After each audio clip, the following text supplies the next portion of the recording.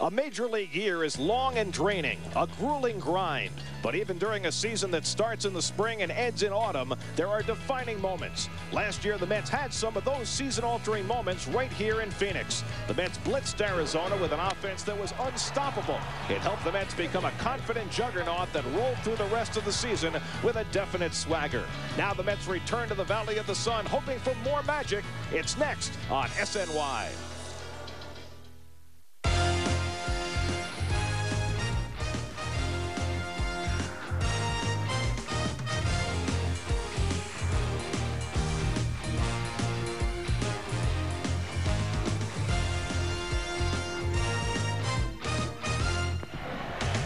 The New York Mets may not be experts on cactus, but they sure know how to win in the desert. Mets have won 10 straight games in Phoenix, and even though they've renamed the stadium, and it's a long time since the Diamondbacks won their world championship, the Mets try and keep it going tonight at Chase Field in Phoenix. The New York Mets play the Arizona Diamondbacks. And a pleasant good evening, everybody, and welcome to Phoenix. Gary Cohen, Ron Darling with you tonight. The Mets and Diamondbacks, in the last 10 games the Mets have played here, they've not only won, they've outscored the Diamondbacks 84-20. And nobody's had more pitching success in this ballpark than Tom Glavine. Yeah, Tom Glavine also has dominated the Diamondbacks. 8-1 with a 1.37 ERA. You see that in this building. He's also 10-3 against them lifetime, going up against a Diamondback team that has a very, very young lineup. Usually when Tom Glavine goes up against a young lineup, he usually has his way with them. It's the third try for Glavine, trying to get win number 294. He deserved the win the last two times, but didn't get it. Talking about that young lineup, the Diamondbacks, the starting 8 for them tonight, have 8 at-bats against Glavine in their career. They're young, but they're very talented. Yeah, very talented. Stephen Drew, the shortstop, another #1 pick. Connor Jackson at first base. Carlos Beltran in right field. You're going to see a lot of talented players that go through their feast or famine for the Diamondbacks and manager Bob Melvin so far this year. So the Diamondbacks present that young lineup against the Mets. Meanwhile, the Mets bring their more veteran lineup, including Shawn Green, who will be playing back in Phoenix for the first time since the Diamondbacks traded him to the Mets last summer. And I think Shawn Green, of course, is happy to be on the Mets, has a chance to maybe win a world championship, get that trophy. .356 average this year, 14 hits to left field, 7 to center, 13 to right field. Just a great job of distributing the baseball has Shawn Green this year. So the Mets open a 4-game series, start of a 7-game road trip to Phoenix and San Francisco. Opener of a 4-game series, all set to go. We'll have all the action here on SNY.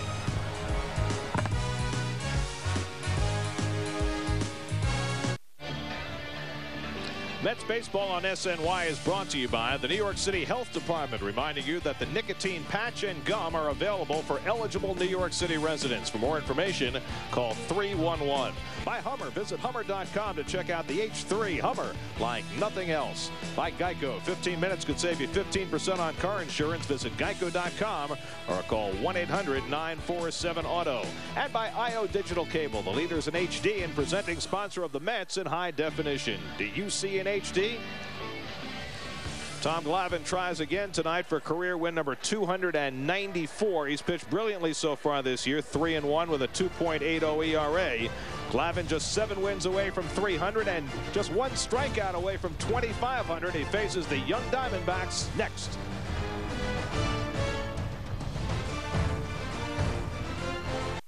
As we get ready for tonight's game, let's check out our Jeep around the majors. Josh Beckett, first Red Sox pitcher to go to 6-0 since Roger Clemens. Barry Bonds now just 12 behind Hank Aaron. And boy, it's just too bad. Mike Piazza was off to a terrific start with the A's, but he hurts himself on a slide into third base. Well, here he is with DH and getting hurt. Contributed to a big win by the A's, getting a hit in extra innings and scoring the winning run. Here's the Geico Mets lineup tonight to face Micah Owings. David Wright, 2 straight multiple hit games, and back in the 2-hole tonight after hitting 5th yesterday. You see Paul O'Duca down in the 7th spot, and Damion Easley back in the lineup tonight. Randy Johnson will face the Mets here tomorrow night, but the 43-year-old will take a seat tonight and watch the 24-year-old Micah Owings take the mound tonight for the Arizona Diamondbacks. Well, Micah Owings is a lot like the Diamondbacks roster, and that is they've let their young players come up. They've put them in the rotation. Micah Owings coming back had a hamstring pull, coming back for his first start since he hurt that hamstring, and He's one of their prize prospects, first-round pick. They love how he goes after the hitters, very aggressive. By the way, your eyes aren't deceiving you. Those are the Diamondbacks uniforms. They've changed their colors this year, and they did exactly what the Houston Astros did a few years ago, going to that brick red.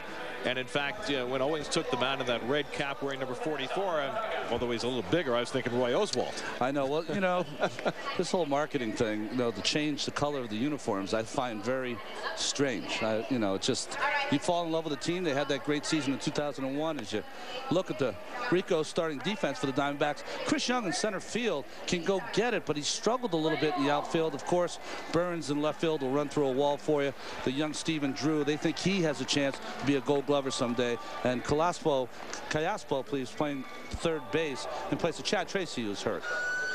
It is a gorgeous night in Phoenix. Temperature right around 85 degrees at game time. The roof is open, which is a joy. I mean, this is a nice building when the roof is closed, but it's a glorious facility when the roof is open. Although the pitchers don't necessarily like it that way. Well, it carries a lot better when the roof is open. Great facility, opened in 1998 when the Diamondbacks came into the league. Mets won a playoff series the very next year. Jose Reyes leads off, and Micah Owings starts him off with a fastball, and we're underway in Phoenix. Jose Reyes, newly crowned as the National League Player of the Month for the month of April, hitting at .345, and he takes a strike, and Owings ahead 0-2.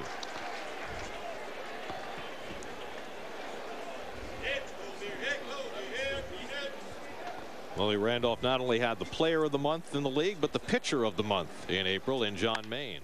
Slapped to short, and Stephen Drew comes up with it. Low throw, handled by Jackson, and that's the first out of the game.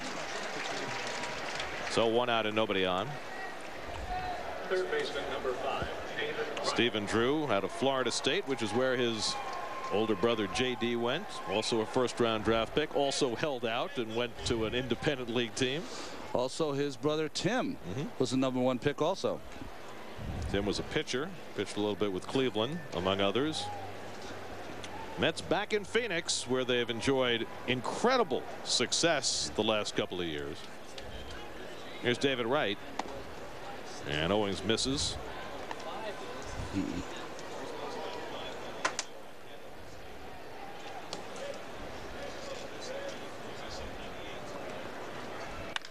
In the air down the right field line and slicing away as Quinton goes over for a look, and it's 1-1. Well, that's what the Mets have done the last 10 games here in Arizona. They have just not only won, but they've obliterated the D-backs. I witnessed it last year. It was a mockery, the way they just dominated the D-backs here. Not only with their hitting, but you can also see with their pitching. 2 runs a game. Remember, Olay Soler threw a shutout here. Slider fouled away. El Duque had a shutout to the 9th inning before that was broken up. The streak of 10 in a row began in 2004. The first game of that 10-game winning streak against the D-backs here was a matchup between Tom Glavine and Randy Johnson. The Mets won 1-0 on a leadoff home run by Kaz Matsui in the first inning. On 1-2, Wright fouls it back. And it was interesting because Johnson always wants the roof to be closed because the ball doesn't carry well. The roof was open at the start of the game. Matsui hit the home run. It started to rain. They closed the roof. Nobody scored the rest of the game. And Randy was not a happy camper. He's never happy. No, not often. No. Although I think he's happier here than he was in New York. On 1-2, Wright pops it up. Over toward the line, Orlando Hudson, Connor Jackson, and Jackson taking charge. 2 away. So 2 out and nobody on. Well, those are the numbers from last year. And while I was sitting home and watching, it only seemed as though the Mets were scoring 4 or 5 runs in the first inning every day. It was 3 or 4-0 after the first inning every single time. They were just clicking on all cylinders. That entire road trip, Los Angeles, here in Arizona, and then it ended up with a sweep of Philadelphia. That's went 9-1 on that trip. Here's Carlos Beltran, and he takes the fastball high. Carlos riding a 7-game hitting streak right now, up to .349 on the year. That's 7th in the National League. The 24 RBIs are 3rd in the league. And the fastball misses. 2-0.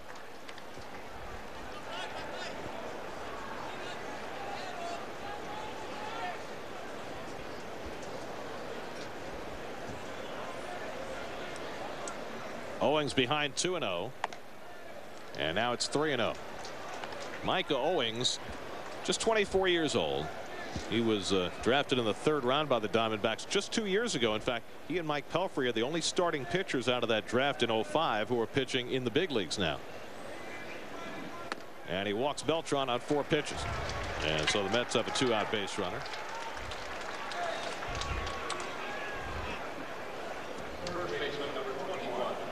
Remember that Owings is just coming off the disabled list. Day before yesterday, the Mets faced a pitcher coming off the DL and Ricky Nolasco, and he did a nice job for 5 innings against them in Florida's win. Well, here's Delgado still trying to get things going. Had a couple of hits night before last. Walked a couple of times. Actually walked 3 times yesterday, but went 0 for 2. Diamondbacks put on a modified shift against Delgado, and he takes ball 1. You know, the Mets are #1 in their starting rotation as far as ERA. The entire pitching staff's #1. But I think for them to get on a roll and have one of those great runs, you got to get Delgado going. Middle of that lineup, he is so important. And right now the pitchers are having their way with him. But if he gets on a roll and gets hot, that's when the Mets could really go on a good run. I thought it was interesting that after Willie moved Wright to the 2-hole day before yesterday, and he broke out. He was back in the 5-hole yesterday, but hitting second again today, which I thought was surprising.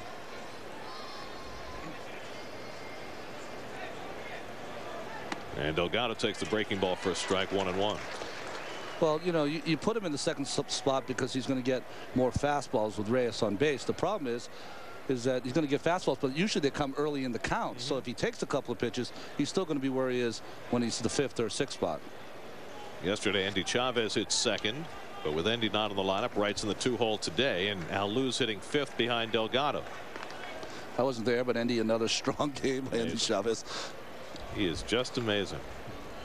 Every time he gets a chance to play, he finds some way to help his team win. What do you have, a 2-run double yesterday, right? Single. Wow. Yep. Well, the Mets stranded 12 runners in the first 5 innings yesterday, but Endy got the biggest hit. Beltran at first and 2 down. Carlos with 5 steals and 6 tries this year.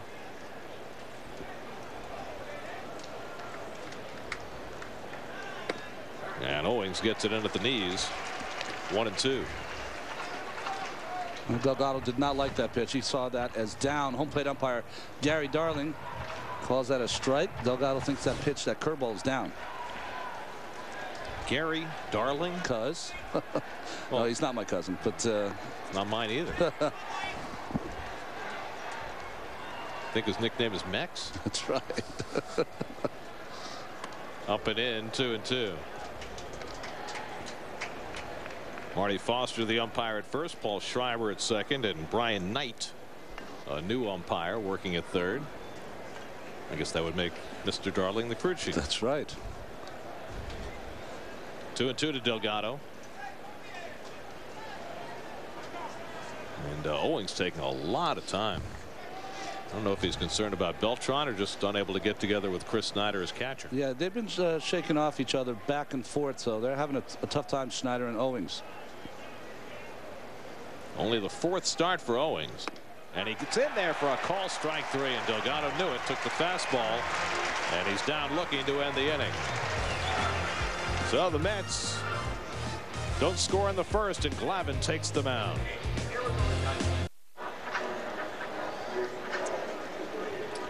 Here's the Diamondbacks lineup, brought to you by Ford. Orlando Hudson, a tremendous defensive player. He's won Gold Gloves in both leagues, but he is startled with his offense this year, and he has been really the lone offensive gun going in that young Arizona lineup. And Tom Glavine will see if he can exploit that here tonight. Well, Tommy looking for win 294. You can see the batting average against is way down. Very good for Tom.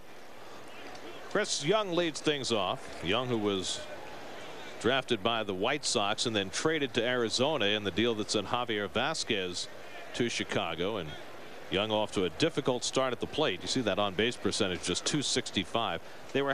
They had Stephen Drew leading off for a while, but he was striking out too much, so they're trying Young in the leadoff spot. Young's a little bit like Florida's Stephen Drew. Reggie Abercrombie, remember last year they started him and he just could not get over the 220 mark. And Young takes a strike, 2-1. Tommy Glavine, 101 games over 500 and just 7 wins shy of 300. And the changeup gets him even with a Young 2-2. And 1 strikeout away from 2,500. 2-1 changeup from Tom Glavine. How many of these has he thrown in his career? Perfect on the outside corner, working away and down from Young. And again, you've got hitters here who have not seen Glavine before, as he nubs that one down toward Delgado, and Carlos will make the tag on the sliding Young for the first down. So 1 out and nobody on. Well, as Alexis starting defense for the Mets. See Lou, Beltran, and Green in the outfield. Damion Easley, of course, getting the start at second base for the injured Jose Valentin. And a nice play by Delgado on that squibber from Chris Young. Connor Jackson, the number 2 hitter. Jackson missed a couple of days with a cut on his hand that he suffered sliding headfirst into home plate. Never a good idea. No. And he's hitting just .219 after a decent rookie season last year. Takes a strike. No, we just saw Chris Young sliding feet first into first base, but I would think, Gary, that there's more than 50% slide head first now than go with the traditional slide. And that's not a good thing, and certainly not good for players' hands. That's, you know, you say never to slide into first base. He almost injured himself there. Well, he slid too late. Too late, and you know, that's just a young player trying to hustle. You'd rather have it that way than him giving up, but that's just a little. That kind of hustle can sometimes get you injured. Well, my assumption was he was trying to avoid the tag. Yeah. And the changeup misses to Jackson, and it's 3-1. The Diamondbacks as a team are 3rd from the bottom in team batting average and 10th in runs scored, as you look at Orlando Hudson waiting on deck. In the air to right field, and Sean Green barely having to move. 2 away. So Jackson flies out on the 3-1 pitch. 2 out and nobody on. And it brings up the O-Dog wearing the Shane Victorino style Little League helmet. Is that self-proclaimed O-Dog, or is he? Well, you know why he's the O-Dog? It's because when he was younger, he had a different nickname. His nickname was Headquarters because he had such a large Grande Cabeza. Yeah, exactly. Yeah. So he'd rather be O-Dog. O-Dog is much better. And O-Dog is hitting .351. And he takes a strike from Glavine.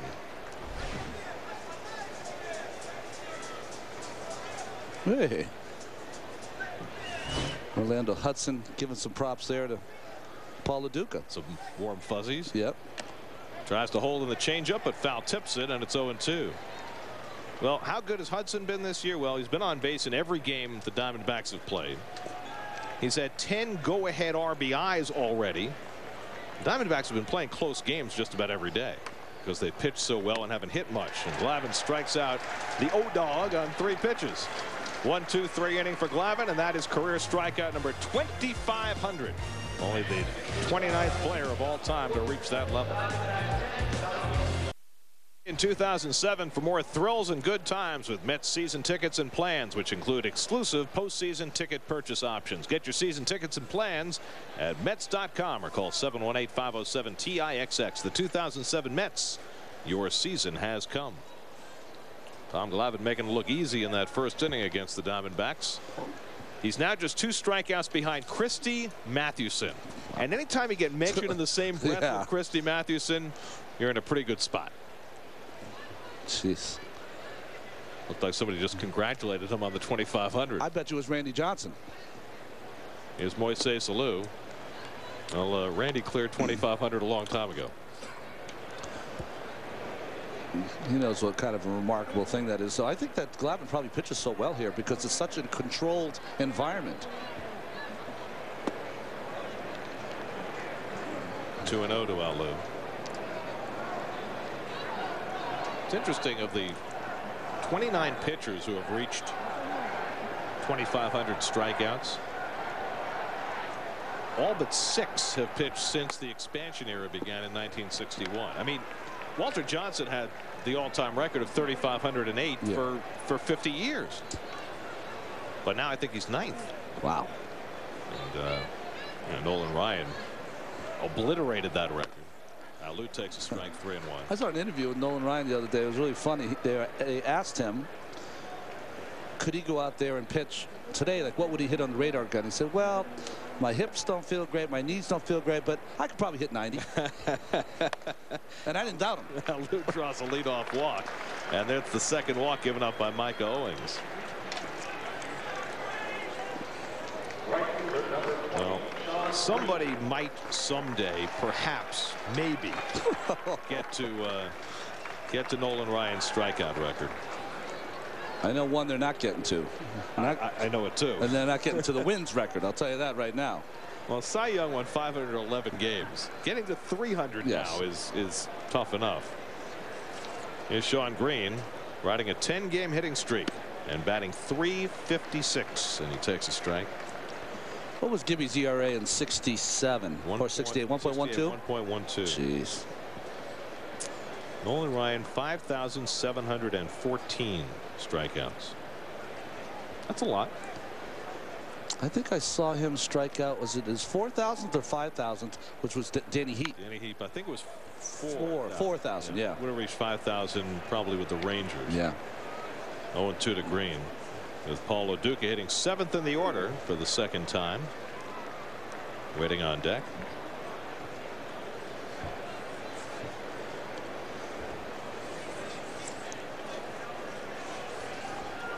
That's acquired Shawn Green last August 22nd from Arizona for minor leaguer Evan McClain. And you know, there was certainly talk during spring training that Shawn Green might not be a starting player for the Mets by the 1st of May. Well, it's the 3rd of May and he's not going anywhere. You know, there was a lot of talk last year also of Preston Wilson. Should they get Mets get him or Shawn Green? Well, it's been a good choice because Preston Wilson is really struggling now, as is the entire Cardinal team coming off that just horrendous loss. Well, and Tony La Russa, to his credit, has said, look, we're not going to blame the death of Josh Hancock for the fact that we haven't played well since his death, because he said we weren't playing well before. Now they've lost 3 in a row since Josh Hancock died, and in fact the whole team went and attended a memorial service today, and maybe that helps them going forward. 2-2 to Green with Alou at first and nobody out. Second inning, no score, and a bouncer to third. Callaspo to Hudson, and on to first, double play. They've got some outstanding gloves on this infield. Callaspo is a second baseman by trade, but he's been playing everywhere and playing defensively very well. And he had a great season last year. He was their minor league player of the year, was Callaspo, and good job here. Shawn Green slips coming out, so that makes it even easier. But Callaspo, nice toss to Hudson, and Hudson about as good as there is turning the double play. Orlando Hudson is one of only 6 players who have won Gold Gloves in each league. Won one last year for the Diamondbacks at second base. Here's Lo Duca with 2 out and nobody on, and Paul takes a strike. And Lo Duca's shown some signs the last couple of days of fighting his way out of a slump. 4 for his last 9, up to 250 on the year. Micah Owings, very well built youngster, 6'5", 220 pounds. And you'll find certain players like Micah Owings, who was a great high school, not only pitcher, but a player. Chased that home run record in Georgia did Micah Owings. But he's one of those guys that's just a great athlete, and they need to find someplace to put him, made him a pitcher. I believe that's Brandon Webb there. We'll see Brandon Webb on Saturday night, and Lo Duca, who rarely strikes out, goes down. Second strikeout for Owings, and he's looking sharp in the early going as he and Glavine match up in Arizona.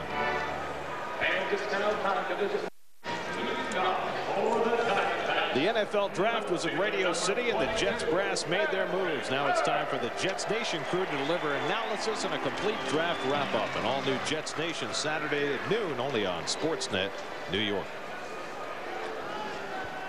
Am I putting you on the spot here? Who did your Jets draft? The cornerback from Pittsburgh. They traded up to get him. How'd I do? Very good. Great. The free-spirited Eric Burns, budding broadcaster, takes wide from Glavine, and it's 2-0. Eric did a nice job last year in the postseason. He really did. The pregame and postgame he did for Fox, he was great. Had the hair thing going. But that's him. And it's 3-0. He's a unique guy. You don't see many baseball players who play and live the way Eric Burns does. Played with Troy Gloss at UCLA. Takes a strike, 3-1. But I'd have to say that a team that's got Eric Burns, I mean, he's a good player. Yes, I understand. Has Eric Burns as their cleanup hitter. That's not a good sign for their offense. And he had a good year last year. He hit 26 home runs. Well, that makes him look bad with the changeup, and it's 3-2. He's the kind of guy that you want down in your lineup. Good changeup, and missed badly by Eric Burns. Everything he does is kind of funny to me when I watch him play. You know, you mentioned the 26 home runs. This is a great hitter's ballpark. Yes. And a lot of guys have career offensive years here. Nub foul. I wonder when Luis Gonzalez looks back at this season playing in Los Angeles, whether he's going to say, wow, would have done a whole lot better back in Arizona. Yeah, 57 doubles that Gonzalez had last year is not going to happen in Los Angeles. 3-2 to Burns, leading off the home second. And he lines a base hit to left center. Now Lou trying to cut it off, and it goes all the way to the wall, and Burns racing around second as Lou throws it behind the runner, and it goes into third base safely with a triple. Well, that was very poorly played on a couple of levels by Moises Alou. Well, we were just talking about doubles. You can see that the ball just scoots on that grass. You can see Alou out here in left field. And he just took a wrong angle, and one he got a bad jump, and then he took the wrong angle here and just could not chase it down. The outfield grass here is not like Shea Stadium. Once it hits the gaps, it'll really spin and go. And Burns always hustling. Running hard out of the box, and now Lou, that mental clock that tells you where the runner should be, wound up throwing it towards second rather than third. Carlos Quentin with the infield back takes ball one. I think if he makes a good toss to Jose Reyes, Reyes has a chance to get Burns at third base, but no, it's behind him, which took him further away from third base, making it harder for Jose Reyes to get anything on the throw. Mets will concede a run on a ground ball. Quentin, the young outfielder from Stanford, swings over the changeup, and it's 1-1. Quentin off to a rough start. He had a shoulder injury that delayed the start of his season. You can tell how young these hitters are for the Diamondbacks just by their swings. Just big Ruthian clouts against this changeup from Glavine. I mean, I guess when you prepare to face Glavine, they can tell you all they want about his changeup, but you have to see it. And Glavine comes inside and misses 2-1. You have to see it, and also I think that, you know, these are young kids. These kids have watched Tom Glavine in the World Series, in the Championship Series. They've seen him on TV, and they want a chance to do something big against him. Stephen Drew waits on deck. Quentin again waves at the changeup, and it's 2-2. And Glavine just looks like he can expand the plate even more. Just moving it outside a little more and a little more. And he gets hitters at some point on that changeup look like they're swinging the bat in the bottom of a pool. You know, just that long, slow swing. Place where he'd love to get a strikeout. Comes inside and misses. And it's 3-2. I think what happens with Glavine is that he can do a couple things. He can throw that changeup for a strike. And once he's established to the hitter that he can throw for a strike, then he's just able to move it 2 inches outside, a little more, 2 inches outside, and finally gets the hitter. Slow grounder. The runner has to hold. Low throw, and a nice scoop by Delgado to get Quentin for the first out. Very nicely done on the sweep by Delgado. One away. Well, this play towards the line keeps Burns at third base. And it looked like he didn't get a great handle on that ball to David Wright. Ended up with a low throw. And Delgado not only saved a run, also saved an error from David Wright. David had 2 errors in the game yesterday, one on a throw and one on a dropped line drive that cost a couple of runs. But Delgado saved him there. Now the infield comes most of the way in against Stephen Drew, the left-hand batter who's really been struggling. And he takes in the dirt 1-0. Well, you see the defense here. They're playing shortstop and second base. They're playing about 3-4 steps back. Burns can run, but he's not that fast, so should still have an opportunity on a ground ball up the middle to have a play at home. You think bringing the infield in here is more about the fact Drew is struggling, more about the fact he's a left-hand batter? Left-handed batter, and that he's struggling. Absolutely. Pulled foul, and it's 1-1. Drew in the recently completed series against the Dodgers went 1 for 13 and struck out 8 times. That works well for Tom Glavine here because he needs a pop-up or a strikeout. Drew, like his brother J.D., went to Florida State. His batting stance looks the same as J.D.'s. And he loops one to center field. In comes Beltran, reaches down, and he can't get it. He trapped it. Burns heading home. He'll score. It's an RBI single for Stephen Drew. And the Diamondbacks on a 1-0 lead.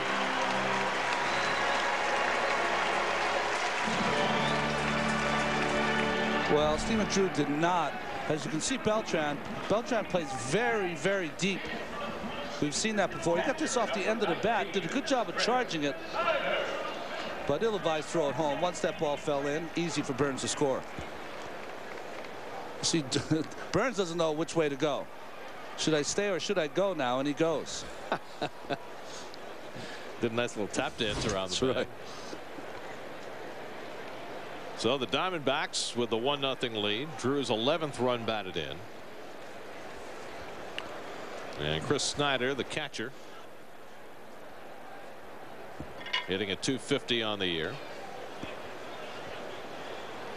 Snyder's been sharing the catching with Miguel Montero, a youngster. 1-0. They also have a third catcher, Robbie Hammock, who caught Randy Johnson's last 2 starts. And Bob Melvin, the manager, says he's not Johnson's personal catcher, but we'll see whether Hammock catches tomorrow night. We'll see what Randy decides. You're laughing. Yes. Well, we know that Randy has been, in the past, known to attempt to choose his catcher. 2-0 to Snyder. I always was amazed that Greg Maddux, as great as he's been in his career, he would always like to be caught by the second string catcher.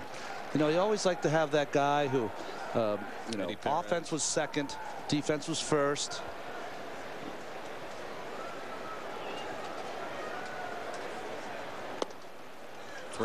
Although when it got to playoff time, he had to put up with Javi Lopez. That's right. Well, he said Javi Lopez, Javi was a very tall catcher, and when he used to squat down, his target was 2 or 3 inches higher than that of Perez. So Glavine always found it a little tougher to get the ball down.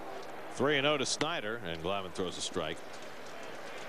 Well, Eddie Perez, he killed the Mets during the championship series in '99. In fact, he was the most valuable player of that series because of his bat. Now a coach, I believe, in the Atlanta Braves staff. He's their bullpen coach. Drew at first, not much of a lead. Eddie Perez, one of those guys that they've talked about in the past, maybe being a manager someday. It's always the backup. Yes.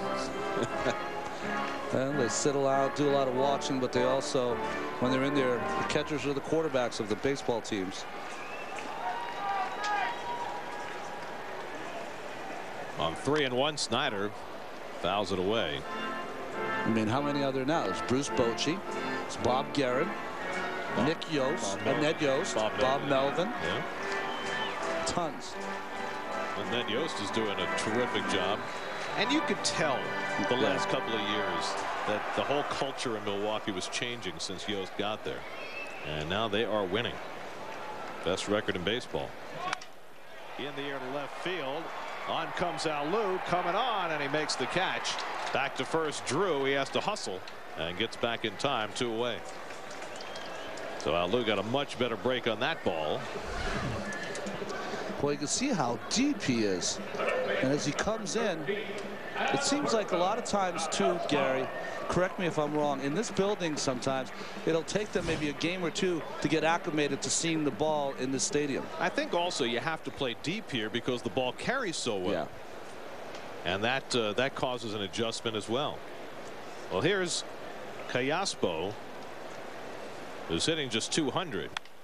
And he fouls that one away. Callaspo starting for the 16th time he's played shortstop. He's played third base. He played the outfield. But his best position is second base. But he'll get no chance to play there. With Orlando Hudson holding down that spot. Callaspo was in the Angels organization. The Diamondbacks got him in a minor league trade 2 winters ago. And then last year he went out and he was their minor league player of the year.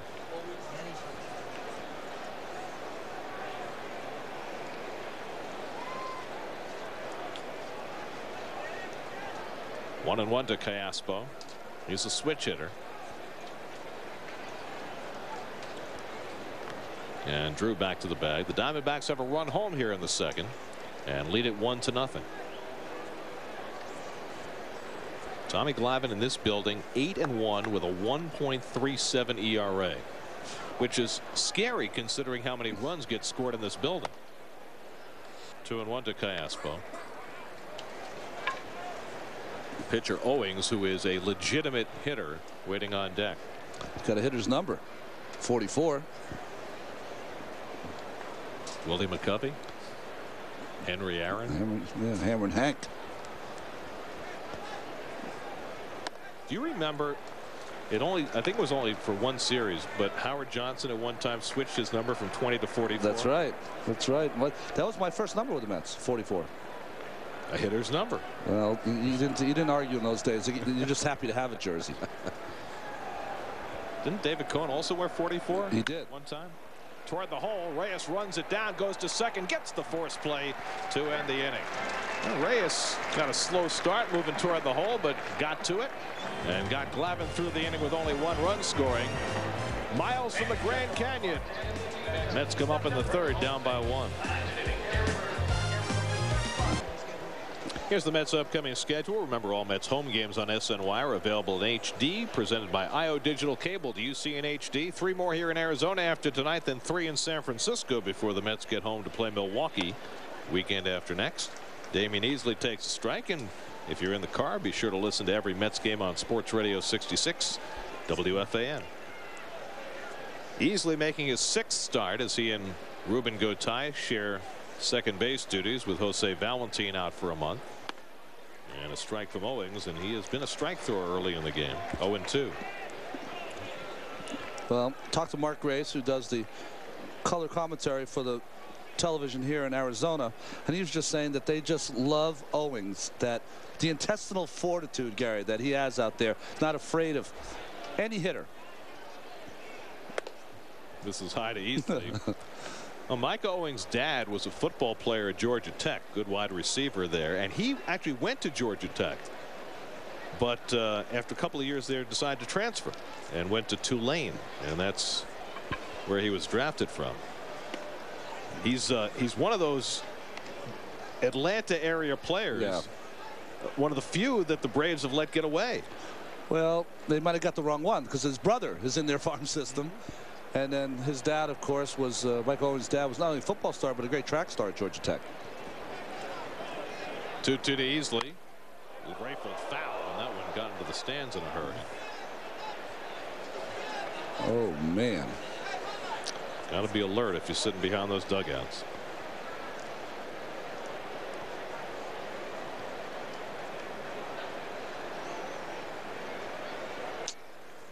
Easley hitting 240.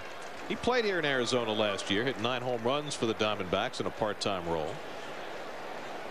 In fact, Damion lives here in the Phoenix area. Had some time to spend some time with his kids this weekend. They're going to come to New York and join him when school is done, which is fairly soon here. They end school ridiculously early here. Yeah, no, you know, I mean, many of those winter days, no snow days. Well, they go back to school in the middle of August. Yeah, because of the weather. Struck him out. 3rd strikeout for Micah Owings. I never understood that. You need less air conditioning in August than you do in June. Fastball just right by. You can see that he has a little cut on his fastball. So the thing about Owings is he throws a couple different fastballs, a sinking fastball and that little cutter. So 1 away, and here's Glavine.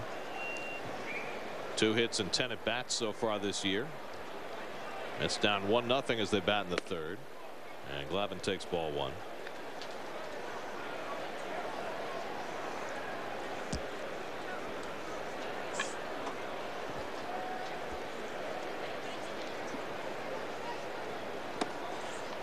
There's a strike, 1-1. You know, it's funny talking to Mark Grace about Micah Owings, and then giving me the scouting report on him, and then I gave him the scouting report on Tom Glavine. I said he's not too bad, pretty crafty left-hander. You know, after you had that conversation with Mark Grace, I had occasion to look up his numbers against you. Did he happen to mention those while he was in here? Yeah, he doesn't mention them too much because he's one of the few hitters that I got out pretty routinely. As Andy Van Slyke used to say, when I faced Mark Grace, it was the summer of 4 to 3. Slapped to short, and Drew comes in.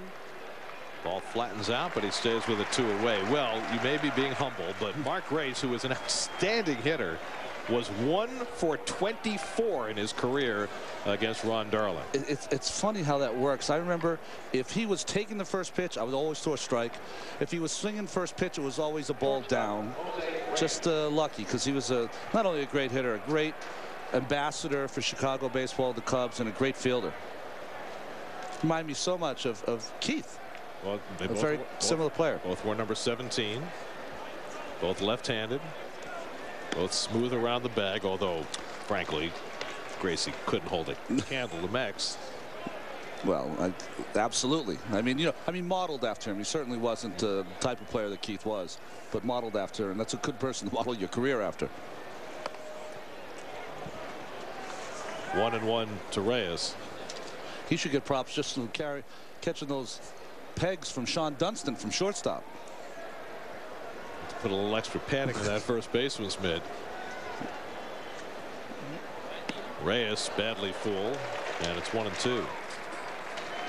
Jose grounded out to short his first time up today. Mets looking a little slow. Little jet lag. Yeah, no day off in between yesterday's game and coming out here. May take him a few innings to get going. 2-2 to Reyes. It's not only that. Charlie Samuels puts us in a hotel here in Arizona that you feel like you're on vacation in Thailand. I mean, it's amazing. Thailand? Spas and pools and popped up foul. Yeah, it's rather luxurious. But then again, just being here in the sun and the beautiful weather.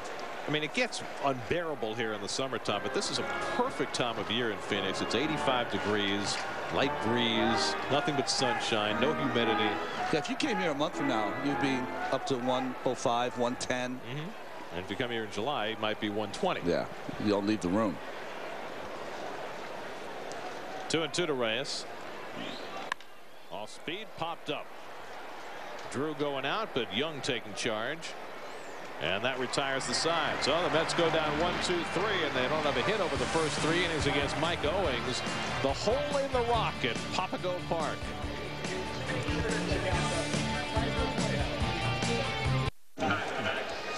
Time for the SNY text poll of the game. Tonight's question: which of the following season records do you think is least likely to be broken? RBIs, home runs, stolen bases, on base percentage. You can participate in the text poll from your cell phone or on the web. Text your response to 57508 or visit sny.tv. Remember, stay tuned for results later in tonight's game. Now, Micah Owings played in AA and AAA last year. His combined batting average at those 2 stops was .382. This is a pitcher we're talking about. Did you see what pitch that Tom Glavine threw the first pitch? Change up away. He knows too. In his freshman year at Georgia Tech, Owings hit 15 home runs. A pitcher. Jeez. On the inside corner, strike 3 called. Well, Glavine worked him. And he has his second strikeout of the night, number 2501 for Glavine. You know, occasionally when you're facing a pitcher who can hit, you got to pitch him just like you would anyone else in the order.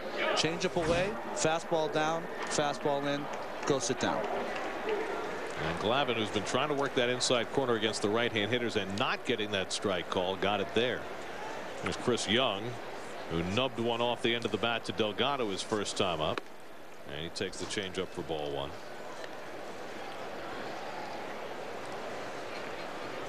Well, Rick Peterson's pitching staff has performed above and beyond so far this year. I mean, think about how many pitchers on this staff already this season have outperformed expectations. Well, you couldn't leave spring training and say to yourself, who's going to be the pitcher of the month? Tom Glavine, El Duque? No. John Maine. Look at him on the far side of that rubber. Young lifts it to right field, and Sean Green is there waiting. And there are 2 away. So 2 out and nobody on. Glavine, when he has his good games, it's almost like he doesn't break a sweat. As you can see that on the end of his toe there, right there. That's the hard plastic that they melt on the top of the shoe. And that way, when he drags his foot in the rubber, you can see some of that scrape, that it doesn't damage the shoe. Although I never used that. I didn't like that plastic coating on the shoe. Toe plate? No toe plate. Yeah, see the push off here, and just watch that toe drag. Now, if you did that 120 pitches a game, you're going to ruin your shoe. Off the glove of Glavine, deflecting right to Reyes. Fortuitous bounce, and they get Connor Jackson for the 1-6-3. Glavine with the redirect. Still 1-0 Arizona.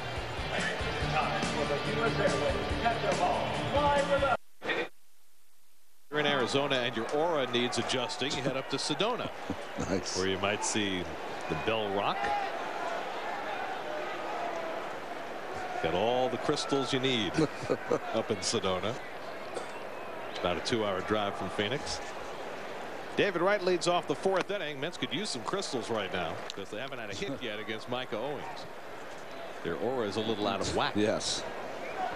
And I think you hit the nail on the head. They just took a step behind tonight. And Owings has taken full advantage. Wright fouls it away, and he's in a 2-strike hole. David fouled out to first base his first trip. Beltran and Delgado to follow here in the 4th. So it's not quite the same story for the Mets as it was when they stopped off here last year and pounded on the Diamondbacks early and often. At least not yet. Owings misses wide, and it's 1-2. I forgot to ask you, did Tom Glavine fly with the team and you guys last night? Because in these days, a lot of times they fly the starting pitcher out early. I think he came with the team last night. Yeah. I mean, we got to the hotel by 9:30 local time. Off the end of the bat down to first, and Jackson retires right one away.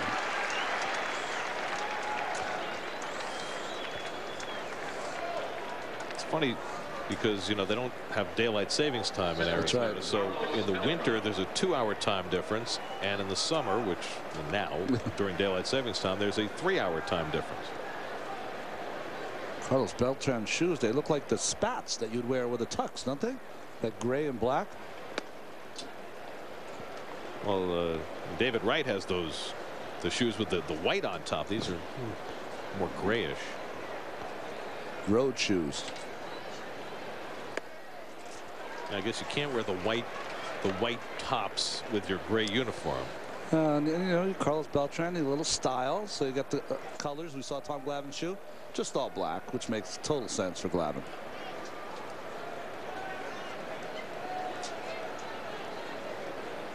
There was a time in your life when you had to wear white baseball shoes. Oh boy, that was horrible. It took a long time to get used to putting white shoes on.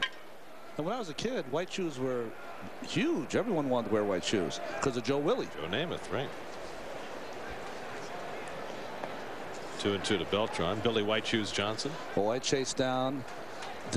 Joe Willie used to wear those Rydell's, and they had the white shoe with the kind of interchange back. And that's the only spike I would wear playing football, was that Joe Willie white shoe. But with the A's, you had to wear white shoes. Oh, it was awful. 2-2 to Beltran, and he missed with it. 3-2. Delgado to follow. Which was worse, the green and gold uniform or the white shoe? Both were pretty bad. But when I played for the Mets, it was blue shoes. Everyone wore blue shoes. Now it's black. Well, that's because the Mets colors were orange and blue then. They didn't have black. And he walked him for the second time. So Owings passes Beltran. That's his 3rd walk, and the Mets again have the tying run on base. And Carlos Delgado coming up. But at least the Mets, they added black, yeah, but they kept their colors. I mean, the Diamondbacks have only been in existence. This is their 10th year, right? They came in the league in 1998, and they've already changed their colors. Silly. Well, what were their colors before? Purple and turquoise, and copper. And desert snaky type colors. Down to first and a foul ball. Jackson grabbing it just outside the line. I like this uniform, the Met uniform. I don't like that one. That looks very college to me, the Diamondbacks, but I like that Met uniform. That road gray with that classic New York script. Oh. Yeah, the block letter New York. Those are the tired uniforms we had to wear. Well, you had that script New York, which was just horrendous. You'd have to stick it over a trash can to stretch it out enough to wear it during the game. Yeah. Well, you had the bad script New York, and you also had the bad double knits. That's right. It's a bad combination. Oh. These are great. These are the classics. That's the same uniform basically that Cleon Jones wore. That's right.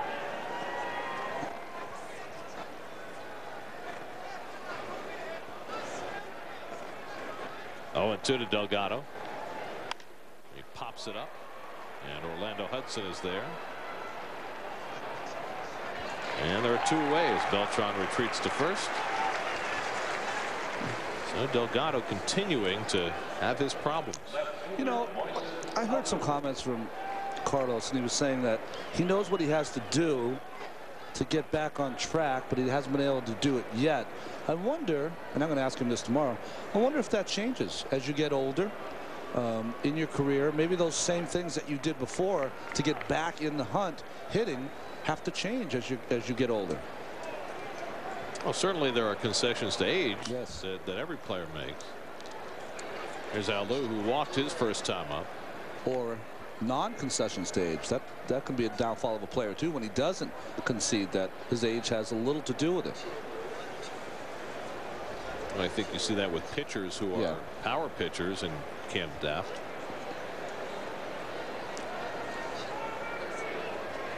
Alou struggling a bit right now.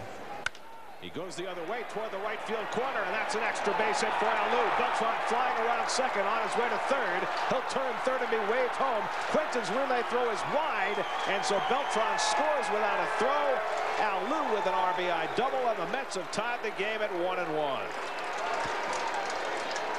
So Alou had just 1 hit in his previous 17 at-bats. Goes the other way and drives in the run. Well, this pitch is up by Owings right down the middle. And good job by Alou just staying inside that ball. You see the right fielder way off the line playing Alou as a pull hitter. And by the time he gets to this, he not only fumbles it, but also compounds the error by missing the cutoff man. And by that time, Carlos Beltran, it doesn't even look like he breaks a sweat when he's running. That's how beautiful it is to watch him run. As opposed to Alou, who's got a little more hop in his gait. Green takes ball 1. I'll tell you what, if Quentin hits the cutoff man, Hudson with his arm, that's going to be a very close play at the plate. I find it so hard to believe how many outfielders miss the cutoff man. I mean, it's a 120-foot throw maybe. Green bounced into a double play his first time up, trying to get Alou home with the lead run, and he takes the slider low and in. 2-0. You just don't realize how important it is. Quentin gets to the ball in time, and then he just comes up and just fires it with no purpose or aim on that throw. You got to come up, you spot your guy, and you should know where he is anyways, and that's a young player's mistake. Little too eager instead of taking the time to make a good toss. I wonder, you know, Quentin had a problem with his labrum during spring training that delayed his season by a couple of weeks. I wonder whether that shoulder is affecting him at all. Because he didn't have very good form releasing that ball. Well, listen, if you don't have a good arm, then it's even more important to hit the cutoff man. Pulled foul, and it's 2-1. You know, it's just when you turn around, you got to know if you're down the line, the guy's on first like Beltran, that play is going to be a play at the plate.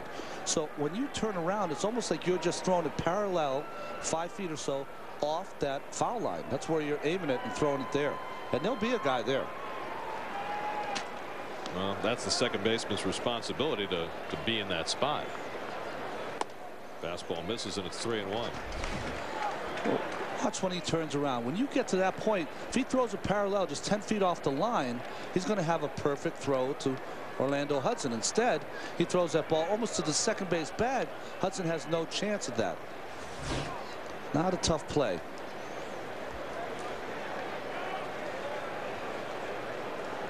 3-1 to Green with Loduca to follow. Let's see what he gets to hit here. Fastball fouled away. Just to play devil's advocate, does the fact that Quentin, when he approached that ball off that angled wall, had to turn his body to get it? He didn't turn all the way around to get that throw on the line. Did that impact the play? I think it impacted the play, but it shouldn't, because what should happen is that he was just too eager. He couldn't wait. It's like a hot potato. Couldn't wait to get rid of the ball. What you want to do is stand up tall, make an accurate throw. 2 accurate throws, he would have to play at the plate. 3-2 to Green with Alou at second and 2 out, and he walked him. That's the 4th walk given up by Owings, and now Loduca will come up with 2 men on.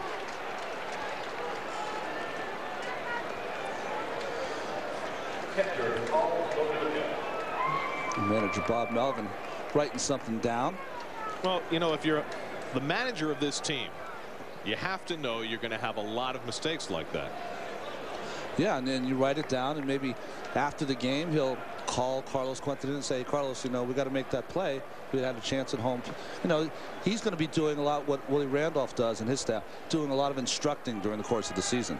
Here's Loduca with 2 out and 2 on in a 1-1 game, and he goes the other way and fouls it off. 0-1 to Loduca, who struck out his first time up. A rare strikeout for Loduca.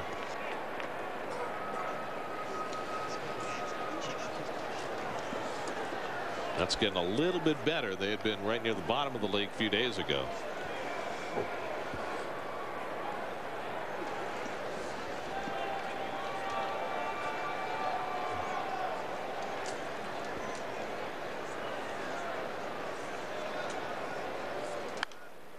Loduca fouls it away, and Owings ahead of the count 0-2. See Loduca very unhappy. He knows that he had a pitch to hit there. Little hanging slider from Owings. Alou at second. He has the only hit for the Mets tonight. Look at this, a little spinner right in the middle of the plate. Those are the ones that you can hit for extra bases, and Loduca just pulled out a little bit that front shoulder. He knew right in the middle of that swing. He doesn't hide his emotions. No. He might have grown up here in Arizona, but he's still got a lot of Brooklyn in him.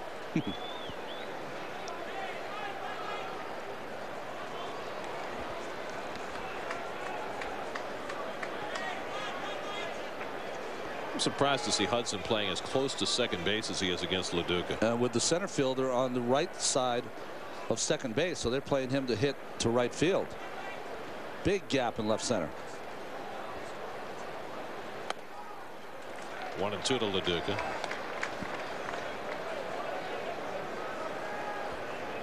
Damion Easley hitting 8th in the order. 24-year-old Micah Owings making just his 4th major league start. He was 17-2 in his minor league career. That tells you something right there, doesn't it? Wow.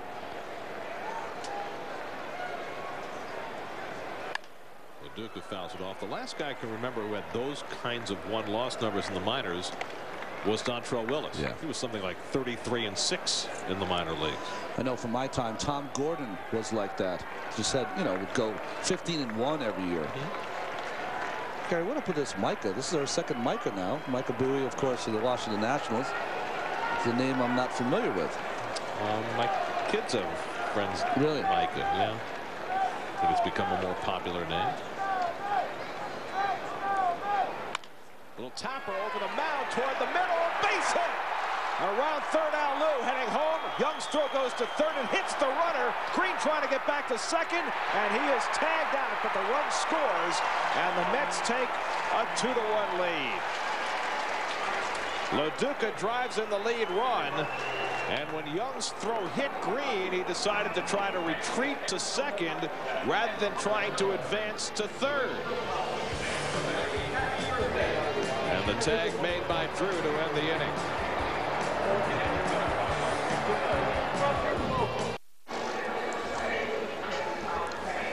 Time for the Aflac trivia question for tonight. What's the Mets record for most runs scored in a 4-game road series? Somehow I have to suspect that this place is involved. Well, it's pretty hard, though. Well, what did they score? 37 last year? Yes. In 4 games? Orlando Hudson leads off and takes ball one from Tom Glavine. Hudson struck out his first time up. Glavine has fanned 2 tonight. Giving up a run on 2 hits, and now he has the lead for the first time. Reyes to his left, snags it with a nice reach, and his throw on target. Oh, what a great play by Reyes.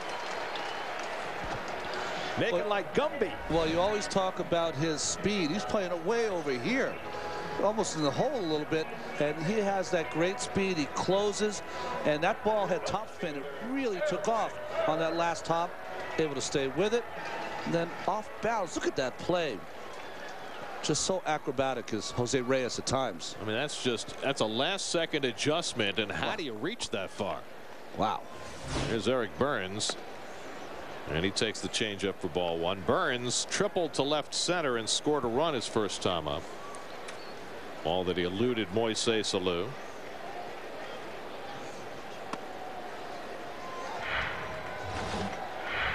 Looked when it first came off the bat like a single. It's like he hit it off the end of the bat and just made it all the way to the wall. Alou didn't make a good throw, and Burns wound up with a 3-base hit. Off Glavine's glove. This one deflects to right, spins and fires, and he got him. The second pinball shot off Glavine's glove tonight.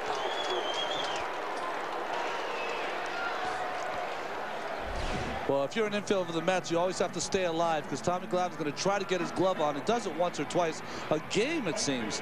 And Wright had the wherewithal to stay with that play. And what a great throw. That was a base hit up the middle. Glavine doesn't get his glove on it. And Eric Burns, an offer. You know, I think David Wright throws best when he doesn't have time to think. I agree. I agree. That's about as good a throw as he's made all year. In the air to right field off the bat of Quentin, and Green is there. And Glavine, with a couple of fine defensive efforts, has himself a 1-2-3 inning, and Tommy's now retired 8 in a row. Mets come to bat in the 5th, leading 2-1. This year, when you can't be home to watch your Mets on SNY or CW11, check out MLB.tv. You can log on to the internet to watch every out-of-market Mets game of the season live, catch those you missed on demand, or listen to every radio broadcast live. Sign up today for MLB.tv, an unparalleled live baseball experience. For more details, visit Mets.com, where baseball is always on. Damion Easley leads off in the 5th inning. Mets now with a 2-1 lead. Easley struck out his first time up, and Micah Owings gets the slider over. 0-1.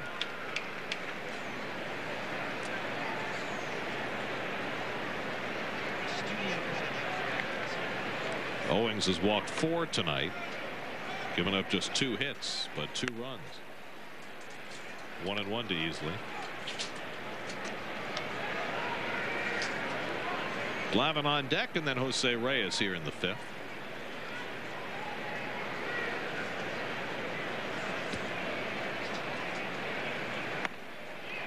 One and 2 to Easley.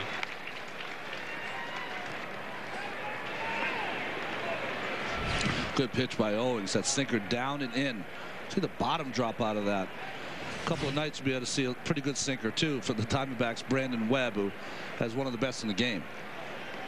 A ground ball machine. Easily just got a piece of that slider and fouled it off. He, maybe Jake Westbrook from Cleveland, who by the way got hurt last night. Yes. Another leg injury to Westbrook. We've seen more leg injuries to pitchers this year. Owings is just coming back from a groin problem.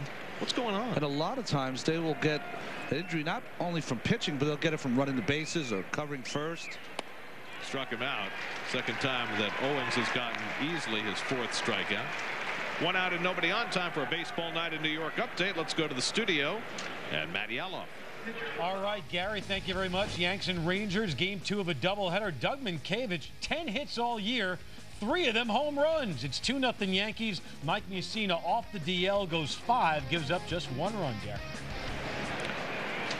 All right, thanks, Matt. Tom Glavine takes a strike, and the Yankees were in the news yesterday talking about injuries to pitchers, firing Marty Miller, their new strength and conditioning coach.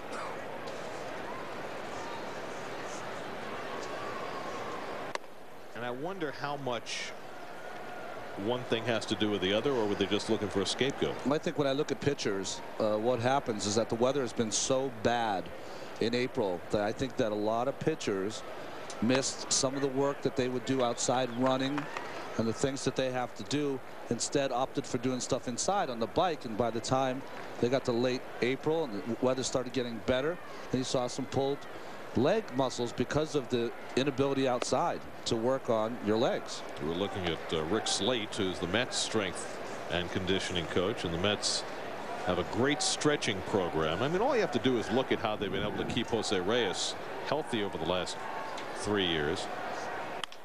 Over the mound, toward the middle. Drew with the sliding stop. The throw not in time. Glavine beats it out. Well, the Mets have gotten the advantage on the tricklers toward the middle. By playing them straight up, which leaves a big hole in the middle. And we've already talked about the ball that went past the loop for the triple by Burns. Good play by Drew getting to it, but we can see this field is much quicker than Shea. Once it takes that next hop, it kind of jumps in the middle, and look at the speed. There'll be some ribbing on the bench about that. Good job. Well, remember, John Smoltz threw him out That's right. on that play up the third baseline a couple of starts back. And Glavine was bound and determined to beat this one. So he's got his third hit of the year. And now Reyes, who's 0 for 2, pops one foul. That'll come out of play.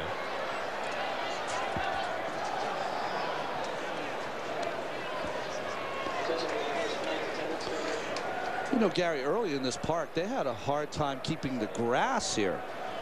But now it looks like they've got it under control. Once it gets really hot here, they'll see some brown patches here and there. But this field is very hard. The dirt's very hard, and also the grass is really mowed pretty tightly. Hit hard. That might be a double play. Hudson with the turn. Reyes safe. It just took too long for Drew to get the ball to Hudson. You have to be perfect to get Reyes. The ball was hit hard enough, but they didn't turn it quick enough. The ball was hit hard enough, and I think that was the problem. It really kind of stunned Drew. Just making the play was the key. And Hudson tried to get Reyes with that good arm, but just making the play was a fine play by Drew. I mean, on that hard a hit ball, if you can't turn two, you're never going to get it. Never turn two. And also a lot of credit to Jose Reyes. A lot of times when you hit a ball that hard, it's right at someone, you get dejected going down first. He didn't. Reyes with 17 steals on the year as Wright stands in and Owings throws over. Reyes leading the majors in steals. 17 steals in the first 26 games. That's a pretty fast pace. And a perfect spot for him to try and swipe one here. Wright has popped up and grounded out both times to the first baseman.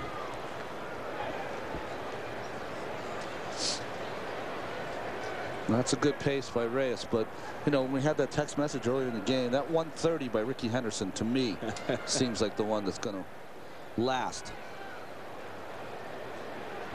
See if they pitch out. They don't, and he doesn't run. Broken bat, short hop by Drew, and he gets Wright to end the inning. So Wright not waiting around for Reyes to run, swinging at the first pitch. Lost a bat.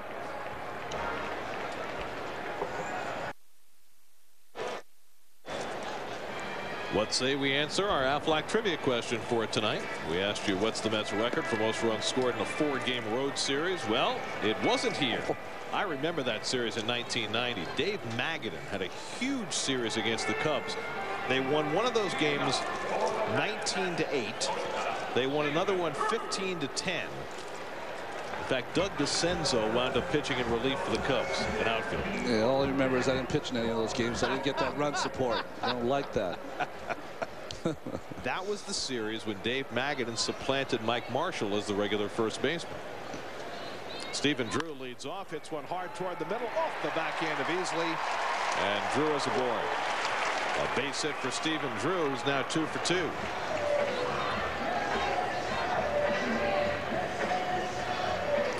Well, the last 2 trips to Arizona, the last 2 years, ranked 2nd and 3rd on that list. 2 years ago here in Arizona, that was the Mike Jacobs series. Oh, okay.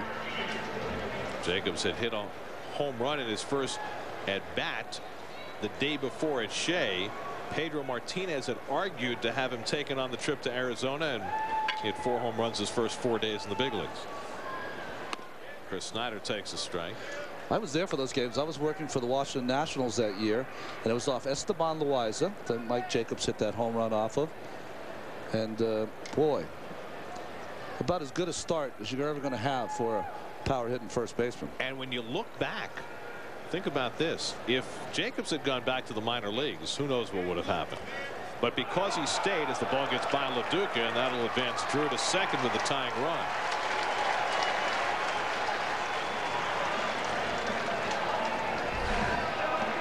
Well, that's the play that you usually see LaDuca make.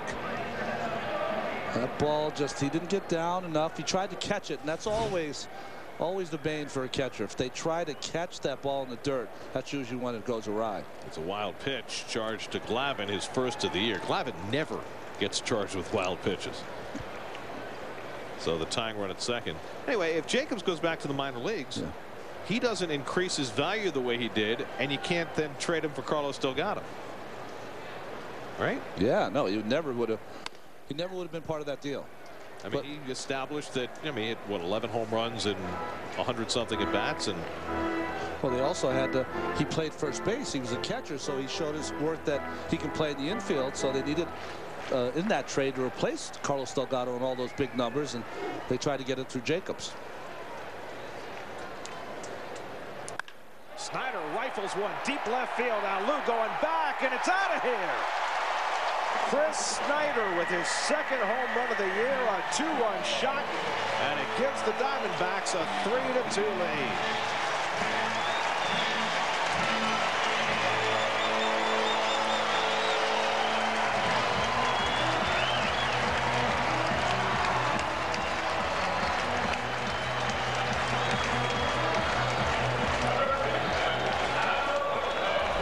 You make this kind of pitch, you want to, hopefully they'll foul it back, but this is a changeup inside to the stayed over the middle of the plate, and that's why that changeup inside is so dangerous to the right-handed hitters. Fifth home run Glavine's allowed this year as Callaspo takes a strike. Well, Snyder hadn't been hitting much. He had only had 3 runs batted in coming into the night. He's now got 2 more. Callaspo lifts one well to left field, but now Lou has room.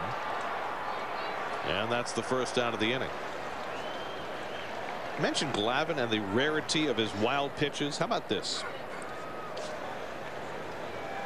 As a Met, this is now his 5th season. That was his 5th wild pitch. Wow. In 5 years.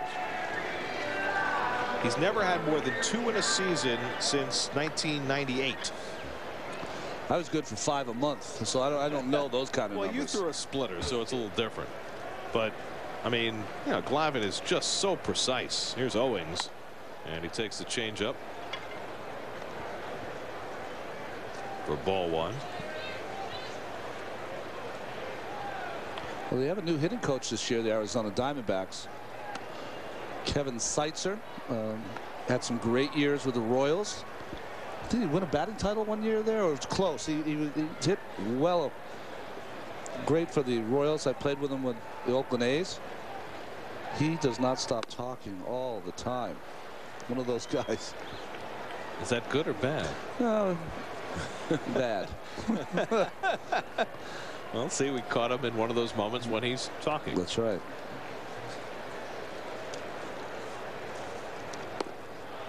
Owings goes down for the 2nd time. 3rd strikeout for Glavine, 2 away. This Kirk Gibson, who has to be up there, I think, if you put the greatest 50, not the greatest baseball players, but the greatest 50 athletes to ever wear a big league uniform. Kirk Gibson's got to be one of them. Great flanker at Michigan State. I remember when he was running the 40. Now this was before they have this big combine now, where it's it's craziness with all the scouts and everything. But Bucko Kilroy, who was a scout for the New England Patriots, timed Kirk Gibson in 4.25 on grass into a headwind when he was at Michigan State. So that's about as fast as you're going to get for a guy who's Kirk Gibson, 6'3", 220 pounds. Kevin Seitzer led the league in hits once at 207 hits in 1987. There's a strike to Young, and it's 2-1.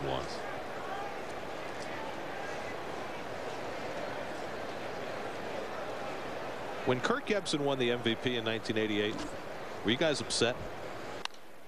Really upset, because you know, we believe Darryl deserved it. Now Lou in shallow left makes the catch to retire Young, and that ends the inning. But the Diamondbacks grab the lead. Chris Snyder, without his equipment on, with a line drive 2-run homer, is second of the season, and the Mets are a run behind.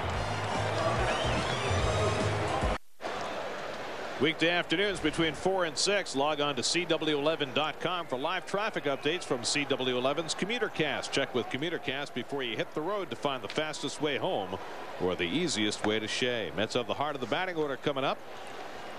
Down by a run as they bat in the 6th. Carlos Beltran has been up twice and walked both times. Mets have only 3 hits tonight against the rookie right-hander Micah Owings. Pulled foul. 1-1 to Beltran. You know, Gary, watching Owens, he doesn't have anything. He doesn't throw 95 miles an hour. Doesn't have a great slider. But one thing he does, he pitches inside, mixes up his pitches, changes speeds. For a young guy, you don't usually see that. And that's some of the things that I think that the Mets and Peterson want Mike Pelfrey to do. And he did that much better in his start after the first inning. Another thing about Owings, he just projects an air of confidence out there. I mean, there's no hesitation. There's no trepidation. No head down, no walking around, shaking his head. Beltran gets a hold of one to deep right center field. Forget it. That is way out of here. Up onto the concourse. A tremendous blast off the bat of Carlos Beltran to tie the game at 3. The 7th of the year for Beltran, and by far the most impressive shot he's hit this year. What a blast. Well, Jose Reyes might have been player of the month, but Carlos Beltran just keeps putting out MVP kind of numbers, just like he did last season early. Well, I don't know what they're going to post the distance on that one. It won't be enough. Well, Beltran, he likes that ball out over the plate. He goes down and gets that one, gets it right on the sweet part of the bat. And that's one as a pitcher you don't even have to look at. Just ask for a new ball from the umpire. So 7 on the year for Beltran. We're tied at 3, and Delgado takes wide 2-0. Well, you can watch it here. Just the right fielder and the center fielder, both Quentin. Oh, look where that hit. That hit behind those tables up there. 442. Wow. It was at least that. That almost ended up in someone's soup up there at the Diamond Club. He hit it too well to land in the soup. He hit it over the soup. And the fan on the phone saying that almost hit us. Were we on TV? Are now. 3-0 to Delgado, and he takes a strike. So Beltran just creaming one to get the Mets back even. Delgado has struck out and popped up tonight. He's got a hitter's count here on 3-1. Owings has already walked 4. Delgado not getting a good swing on 3-1.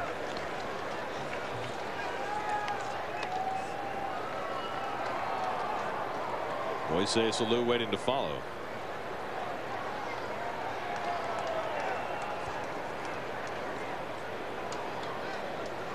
When Carlos Beltran was struggling 2 years ago, that's the thing you saw the most. When he got into hitters counts, he didn't have hitters swing. Yeah. There's just, with the addition of Delgado last year, there's a patience that's come over Carlos Beltran. We saw it last year and resulted in a lot more walks than the season before. But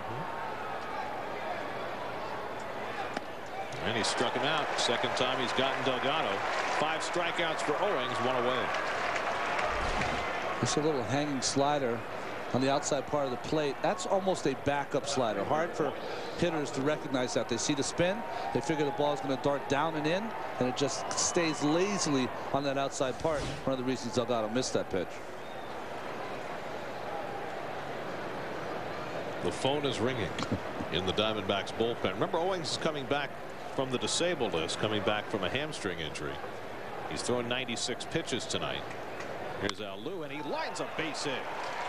So Alou with a perfect night so far. A walk, an RBI double, and now a 1-out single, and the Mets have the lead run aboard. You know, Gary, I know it's early in the season. Bob Melvin's manager's got to make a decision on Owings, but we've already seen from Moises Alou a little slider in the middle of the plate. Doesn't try to do too much with it. Hits it right back through the box. Owings didn't have a chance to reach for them. You can already see an Alou when he's got it working. Can't get him out. It's going to be streaky in that way. And Alou is leaving the game, and Andy Chavez is coming on to pinch run. Now, remember, Alou had that shoulder issue that slowed him down for only an inning, and then he came back the next day. But with the lead run aboard, Andy Chavez called upon to pinch run. A little early for that kind of move, but you have to figure that Willie wants to go for it right here. And Andy goes diving back in. What do you think? Do you think it's strategic, or you think it's Alou's shoulder? Well, seeing him swing at that pitch and get that hit. Brandon Metters up in the bullpen. I think that with the game tied, I think it's strategic. I think that if his shoulder is a little sore, hurts him from making the plays in left field, he wants to take a chance with his big outfield, put Andy Chavez out there. But it's a move you'd normally make 8th or 9th Yes. inning, not in the 6th inning. Yeah, because you want Alou to get a couple more at bats. There's a line on Micah Owings. 97 pitches now. You know, you said he gives this air of confidence, but he looks a little gassed now. That's the air that he seems to be projecting out there now. Is running on fumes is Micah Owings. Well, Alou appears to be perfectly fine. Andy has not attempted a steal yet this year. But certainly looks like Owings is expecting one. This is where he has a young pitcher. You've got to be careful. Worried so much about Andy Chavez at first base. You have a dangerous hitter and Sean Green at the plate. Green is 0 for 1. Walked his last time up. Hits it in the air along the left field line. A long run for Burns, and he'll get there to make the catch. And Chavez back to first, 2 away.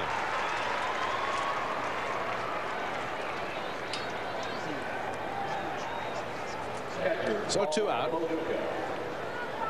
As we check out the Luggage Express box score, Carlos Beltran walked twice and then hit a monstrous home run to get the Mets even. Andy Chavez replacing Moises Alou, who went 2 for 2 and a walk. Even Tom Glavine has chipped in with a base hit. That's 5 hits tonight. Paul Duca drove in the go-ahead run that put the Mets up 2-1 in the 4th. See if Chavez tries to run here.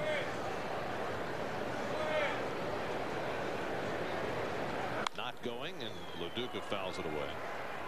Mets are having some good swings off Owings right now. It usually happens against a rookie pitcher. Sometimes you don't know his stuff until you see it a couple at bats, but all the Met hitters are. Sean Green just missed a pitch right down the middle that he flew out to Burns, and LaDuca with that good hack on that pitch. 3rd time around the batting order here for Owings, who's making just his 4th major league start.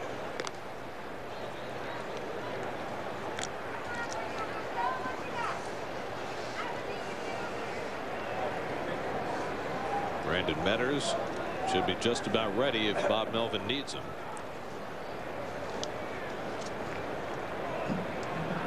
And LaDuca got another pitch to hit, fouled it off. And now it's 0-2. A lot of room in the stands tonight. I'm a bit surprised. I figured with the Mets in town they would draw a whole lot better. Yeah. There's a lot of transplanted New Yorkers here, right? It's a beautiful night. Perfect night to come out and watch a game. The Suns aren't playing tonight. They love their sons here. And they play right across the street. 0-2 to LaDuca.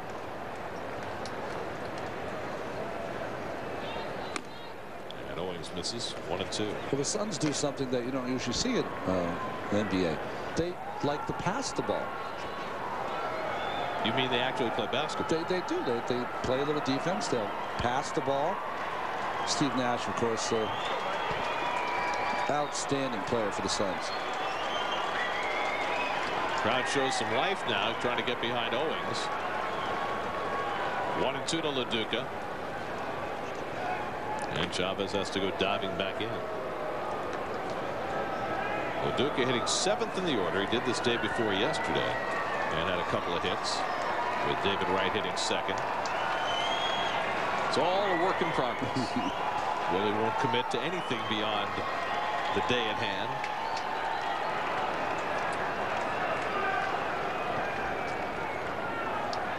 And he bounces the slider. Chavez takes off, and he's now in scoring position with 2 out.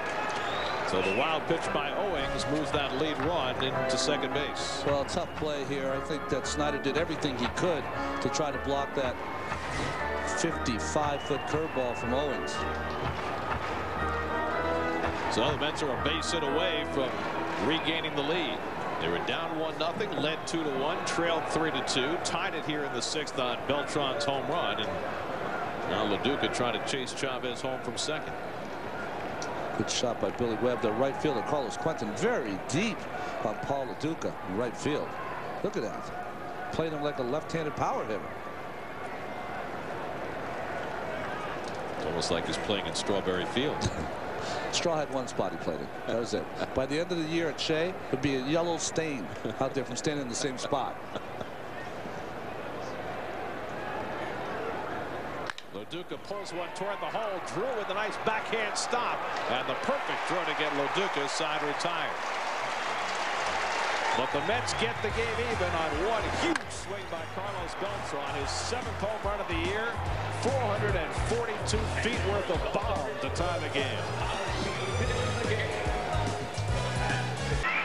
Do you think because it's so hot here in Arizona that they serve more ice cream in the ballpark than they do in other places? And that's some high quality ice cream right there. I know that old number 17 was here. He'd have a mouthful. Oh, absolutely. Andy Chavez, after pinch running, stays in the game in left field.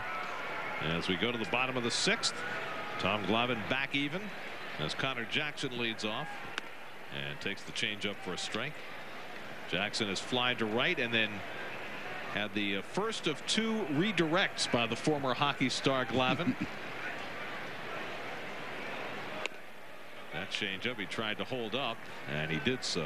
Marty Foster with the call at first base, 1-1. Glavine deflected Jackson's ball to Reyes, who threw him out, and then the following inning deflected Burns' ball to Wright, who threw him out. That's how you build up your assist total. Yes. Well, the reason he does that, though, not only is he a great athlete, as you see Hudson on deck, but he gets in proper position to field his position. Jackson takes the inside strike, and it's 2-2. You know, they call third base the hot corner. After the pitcher releases the ball, he's 50 feet away from the hitter. It's a lot hotter. That's why people try to ban aluminum bats. 3-2 to Jackson. Boy, the only time I was ever fearful was pitching in Montreal, and they used to have a lot of empty seats in Montreal, and they're all yellow behind the plate, and I got hit once on a comebacker that I never saw. That's scary. Popped up, and Delgado right near the bag. One away. Well, that's okay. That happened to Wally Whitehurst about 50 times. Wally. Wally was like a magnet for baseballs. He was a magnet for baseballs. He had that little sinking action, but also he just, when he would start, we were in St. Louis once, his face was so red about the 3rd inning. I told the trainers, I said, Steve Garland at the time, I think Wally might be passing away on us. You better check him. He used to get so red in the face. Orlando Hudson 0 for 2. Reyes made a terrific play to throw him out in the 4th. And he takes the changeup for ball 1. Reyes and Hudson, the only 2 switch hitters in baseball who are both hitting over 300 from both sides this year. In the air, deep right center field. Green going back near the wall, and it's out of here. Orlando Hudson with an opposite field home run. His 3rd of the year, his 1st as a right-hand batter. And the Diamondbacks regain the lead 4-3. Boy, he's having a big year. Oh, he's always been one of those hitters, a 275, 280 kind of hitter. but it's just really pumped up the RBI stats, the power stats, and this ball might be middle part of the plate, but you don't expect a second baseman like Orlando Hudson to be able to take you deep to right center. You know what that home run reminds me of? Tell me if you remember this one. Eric Burns takes ball one. Well, Tommy's reaction will let you know everything that needs to be said about this pitch. You've got to be kidding me. Tell me if you remember a right-hand batting second baseman who didn't hit many home runs, playing for the Dodgers, 1989, late in the season, key game at Shea Stadium, hits an opposite field home run against Don Ossie. Remember who it was? Was it wasn't Steve Sachs, was it? Nope. Second baseman. And it just killed you guys. Oh, jeez. Huge spot. It was late August. Big game. Burns takes a strike. Who was it? It was Willie Randolph. Oh, gee, that's right. It was his first home run of the season. He hit it to right center field at Shea against Don Ossie in a huge spot. And that's what that home run by Hudson reminds you of. There's a strike, and it's 3-2 to Burns. Not quite as key a situation, but you know, a second baseman who you don't expect to hit a lot of home runs goes opposite field. I don't know if I'm more surprised that Willow went to right center field or that Don Ossie was in the game, in a big game. Don, of course, had all those great years in California. End of his career then. Inside corner, strike 3 called. Burns goes down looking. 4th strikeout for Glavine. 2 away. Time for a baseball night in New York update. Let's go to the studio in Matt Yellow.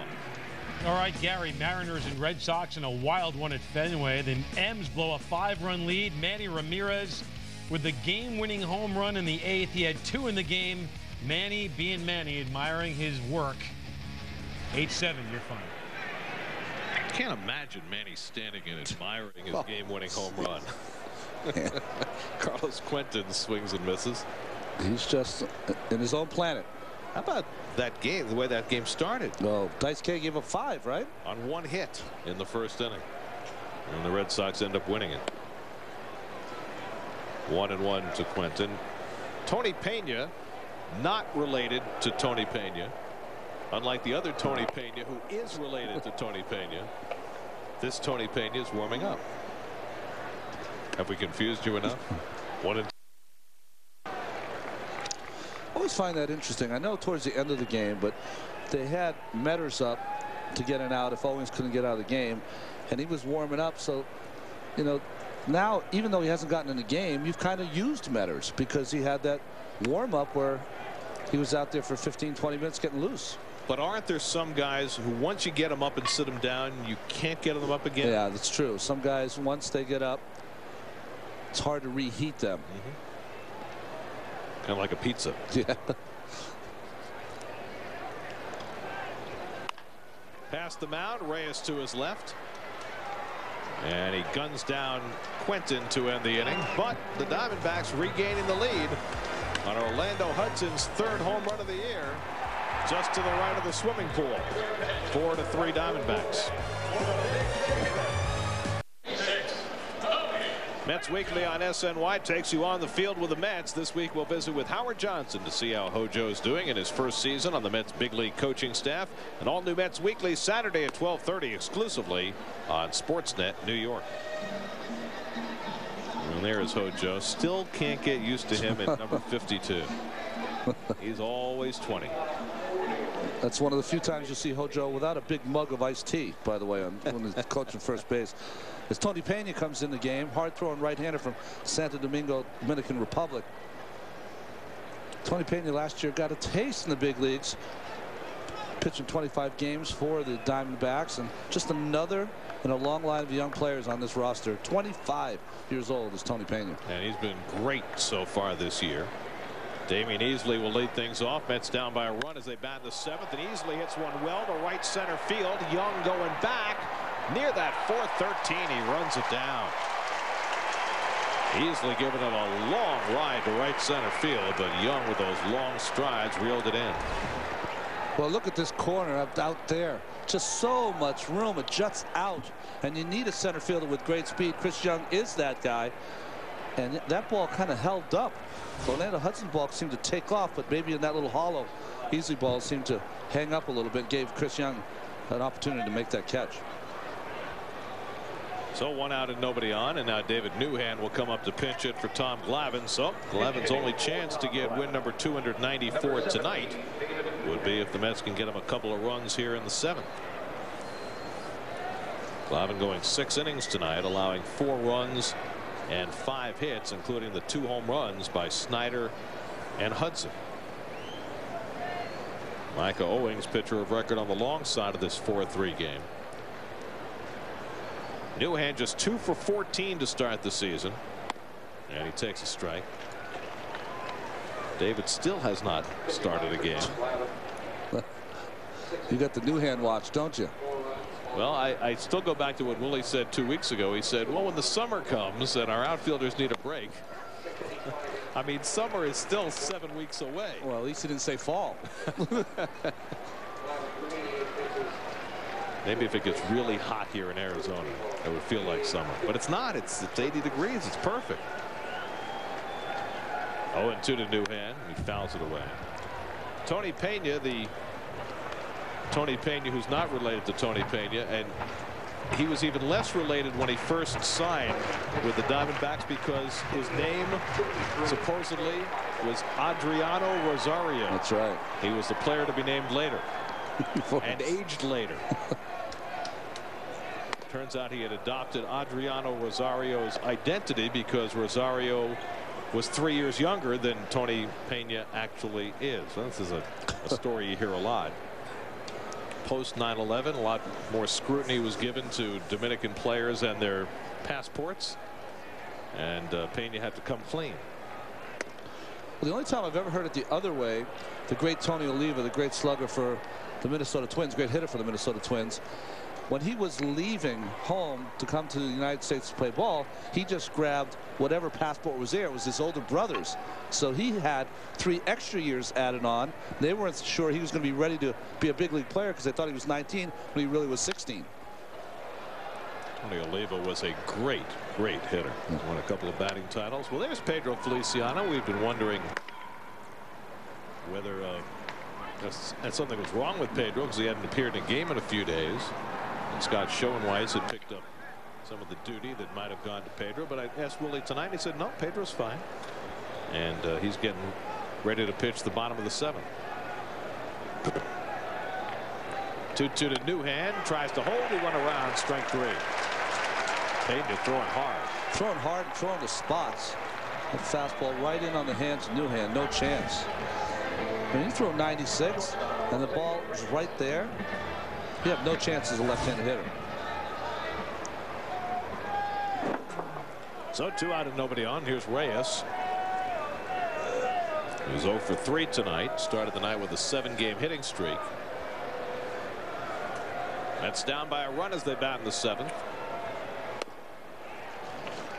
You know, watching the games that you and Keith did this weekend, this made me think that Joe Smith is a rookie no more, in the sense that he is just getting more and more big outs for the Mets late in games.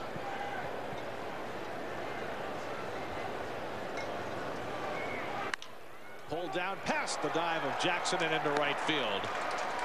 And Reyes is aboard with a 2-out single. Well, the Mets got Player of the Month with Reyes. They got Pitcher of the Month with Maine. They could have got Rookie of the Month with Smith. Well, good job of hitting by Reyes. We already talked about it. This field's very fast. The first baseman, Connor Jackson, has to play up because he has to take the bunt away from Reyes. What happens? He's able to slap it by him. But Rookie of the Month went to Josh Hamilton of the Reds. And great story. Hands down, the best story in baseball this year. So let's see if Reyes tries to run here to get that tying run into scoring position. And Pena fires it over, and Reyes, for some reason, went back standing and almost got nailed. Alex Rodriguez going to go player of the first 2 months, because by the end of May, he still will have probably some of the best stats if he just stopped now. Quick move from Tony Pena. He's got a quick move over there, but he's very slow to the plate. Reyes extending that lead, and this time he goes back diving, and he's picked off to end the inning. Pena showed the good move. Reyes took a little larger lead, and even though he went diving this time, Jackson with the tag, and Reyes is picked off to end the top of the 7th.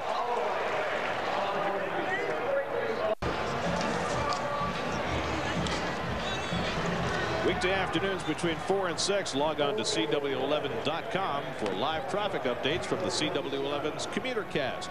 Check with Commuter Cast before you hit the road to find the fastest way home or the easiest way to shave. There's a Met fan. And a couple more. What did he pick up the on-deck circle?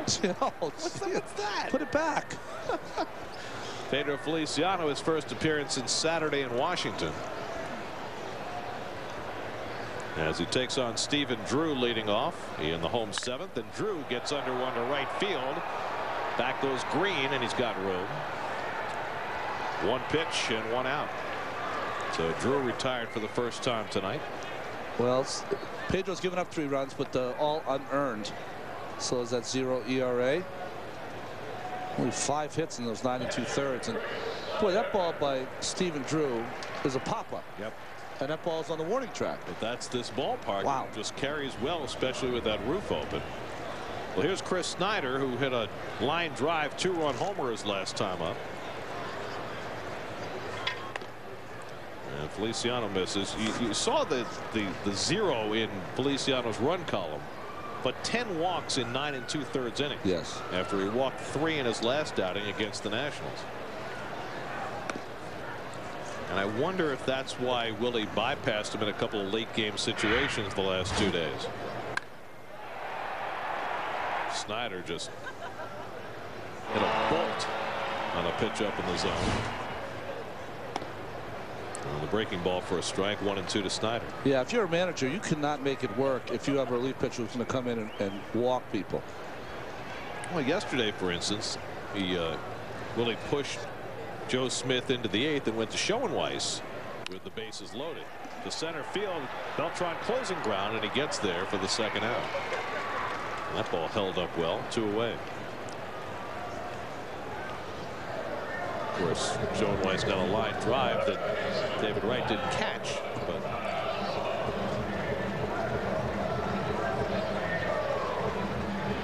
well, when you talk about Pedro Feliciano, I asked him after that outing in Washington. I said, you were missing with your pitchers. What was wrong? He said, you know, he's been throwing a sinker and a cutter.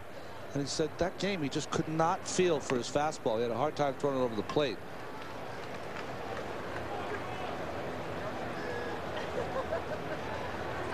Gotten the first 2 outs here in the 7th, and Alberto Callaspo, who's 0 for 2. And he bounces one to Reyes. Nice easy hop. And a 1-2-3 inning for Feliciano. Took him just 6 pitches to get there. Mets will come up in the 8th inning with Wright, Beltran, and Delgado.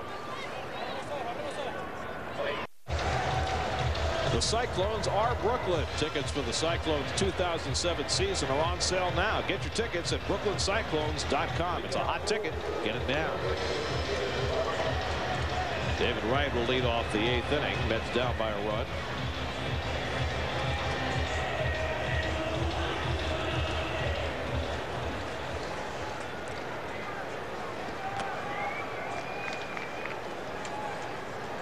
Wright is 0 for 3. Facing right-hander Brandon Lyon as we start the 8th inning. And he takes the breaking ball out of the strike zone. 1-0. Doug Slayton is up, the only lefty in the Diamondbacks bullpen, with Delgado 2 batters away. And Lyon throws a strike.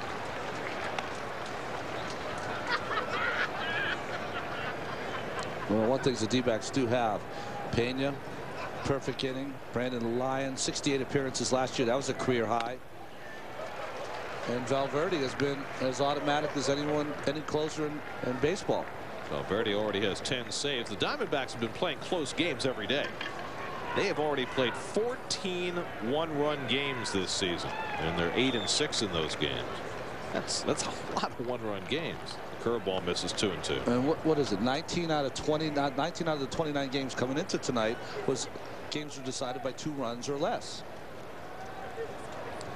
Beltran and Delgado to follow Wright. Meanwhile, the Mets have played only 7 games decided by 2 runs or less.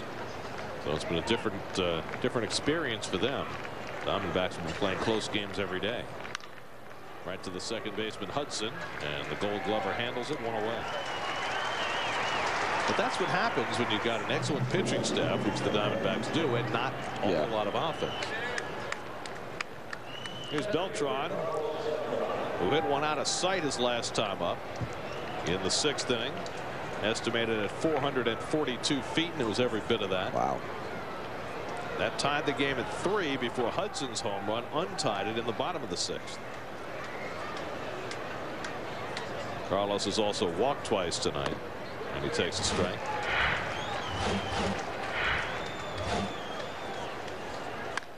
I mean, he crushed that thing. You didn't need to see it. All you have to do is hear the crack of the bat. 1-1 to Carlos. With Delgado waiting to follow, and they've got the lefty up in the bullpen for him if need be. Lions breaking ball, and he had Beltran swinging over at 1-2.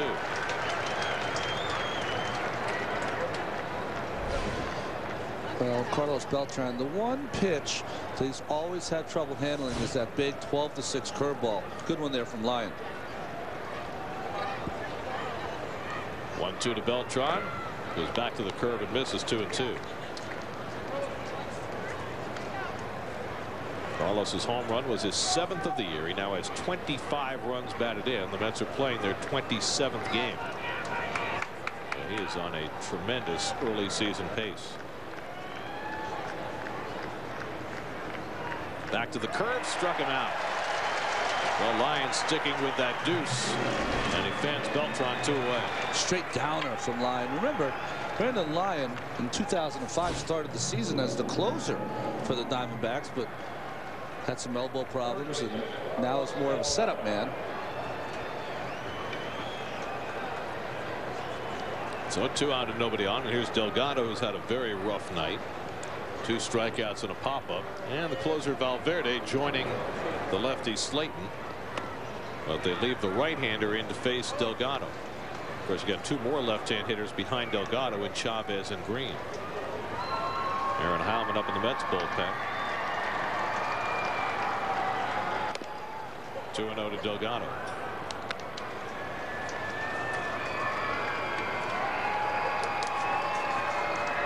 Chavez took over for Alou when he ran for him in the 6th inning and stayed in the game in left field.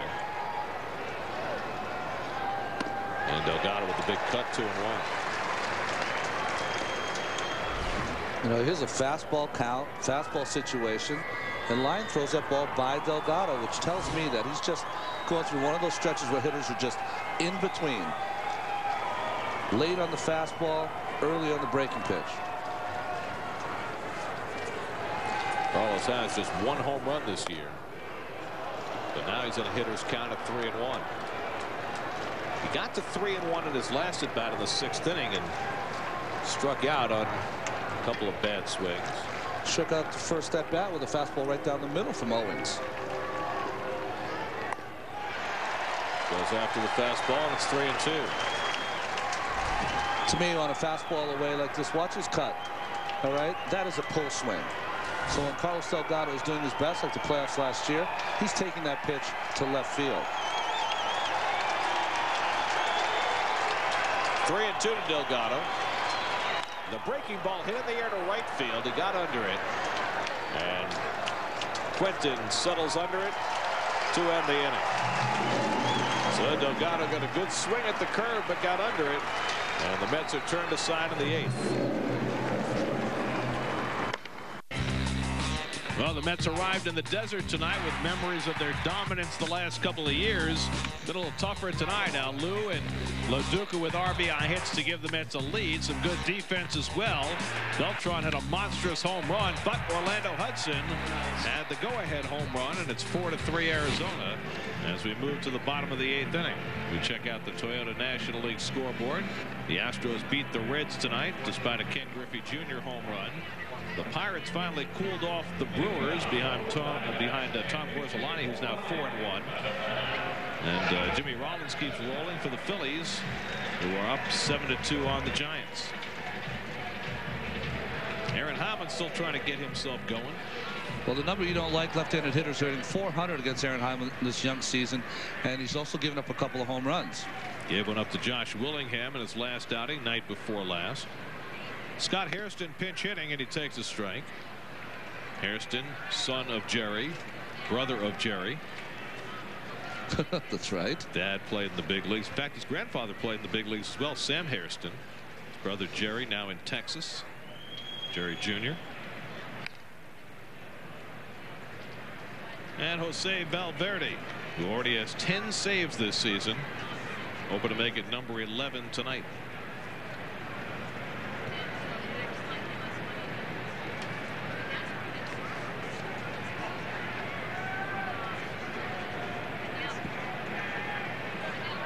Alman ahead 0-2 on Hairston, and he just missed. When you watch Alman, what's going on right now? To me, I see a straight fastball, which you didn't usually see last year. I think he's getting his changeup up. Those two things are things you just did not see from him. If he missed with the changeup, it was in the dirt. Hairston gets under one. Reyes with the angle, takes charge. One away. Time for a baseball night in New York update. Let's go to the studio and Matt Yellow. All right, Gary, it's the Phillies and the Giants in San Francisco, and the Phillies roughed up Matt Cain in a big way. This is Chase Utley doubling the right. Utley has a couple of RBIs. Everyone has a couple of RBIs. It's 9-2 Phils, only in the 4th. All right, Matt, here it's a one-run game. Aaron Howman trying to keep it that way as he takes on Chris Young, who's 0 for 3 tonight. Young, the leadoff hitter and center fielder, takes ball one. I don't know if that's such a great sign when you see that Matt Cain gave a ball those runs to Philadelphia, because good pitchers usually come back from that. And his next start, of course, will be against the Mets. It should be on Tuesday. Let's go to San Francisco for games Monday night, Tuesday night, and Wednesday afternoon.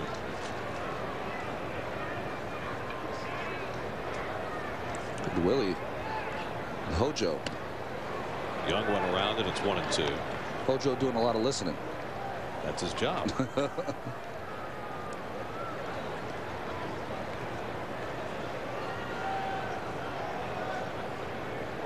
I think they're definitely talking hitting. I don't know.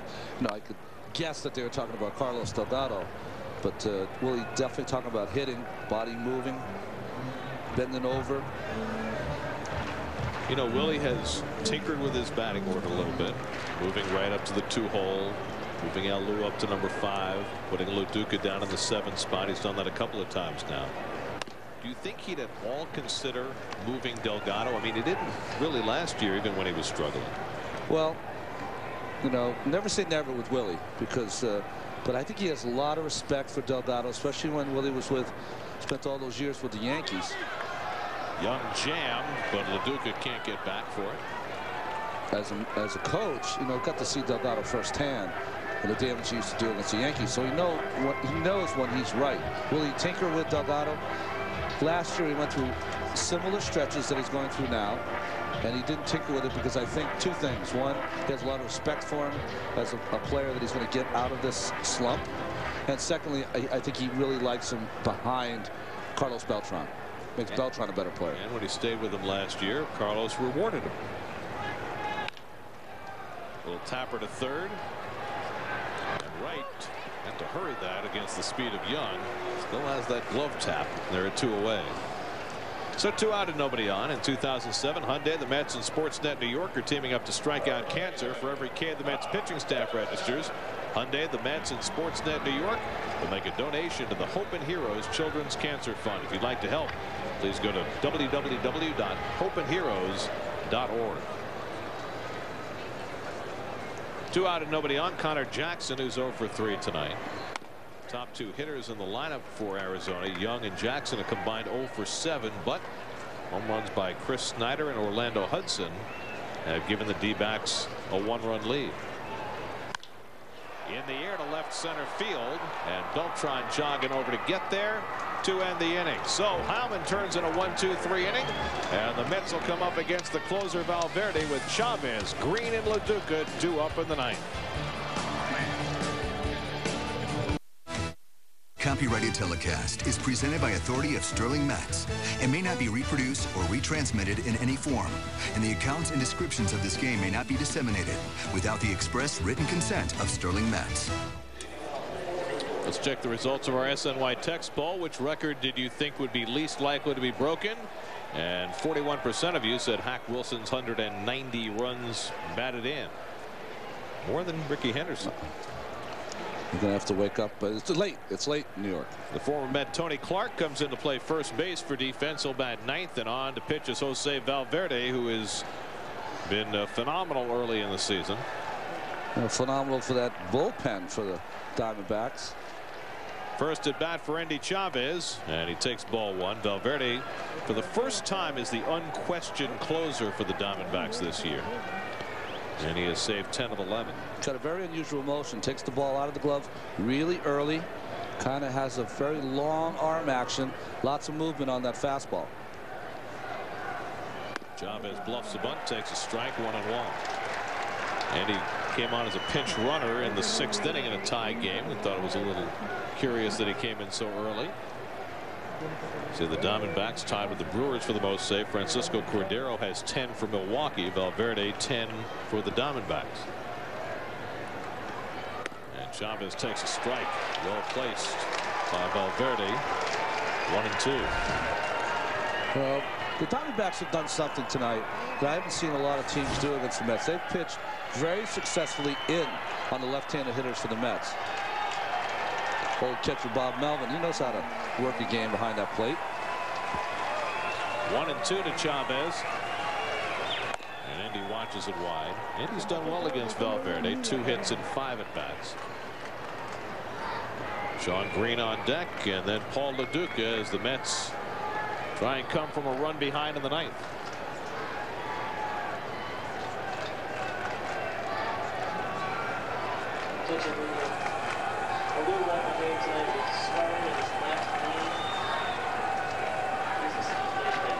On 2-2, Chavez goes down swinging at the fastball. 1 away. By the way, we just heard on Moises Alou, he left the game with swelling in his left knee. So it wasn't the shoulder, it was the knee that took him out of the game. Well, foul tip from Chavez. Good pitch from Valverde. Just threw it right by him. So here's Green. And Sean has a 10-game hitting streak on the line here. He's 0 for 2 in a walk tonight. Facing the club that traded him away last August.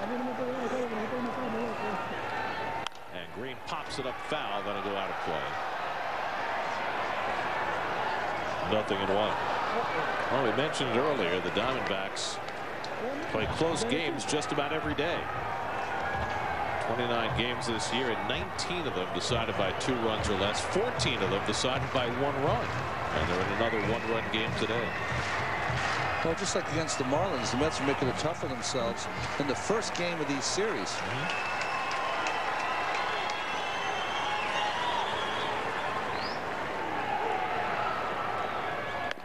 And Green takes the off-speed pitch, 1-1. Sean is 0 for 3 in his career against Valverde. LaDuca to follow. Mets have had 6 hits tonight. Down by a run as they bat in the 9th. Bounce foul. 1-2. Tomorrow night, John Maine puts his 4-0 record on the line against Randy Johnson. Randy will be making just his 3rd start, coming back from off-season back surgery. There's John, National League Pitcher of the Month, against the 43-year-old big unit. 1-2 to Green. Goes the other way down the left field line, but foul.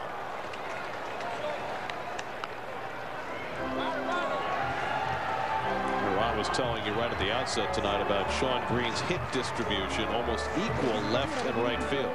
Well, that's why he's gotten off to this quick start coming into the game tonight. 356 average. So, you know, he's said to himself, maybe I don't have the power I used to have before. I'm going to hit more for average, hit more for doubles. 9 doubles so far this season. And he's hit 3 home runs to go with all those hits. 2-2 to Green. Valverde throws so hard his hat's crooked. There you go. You think that's wrong?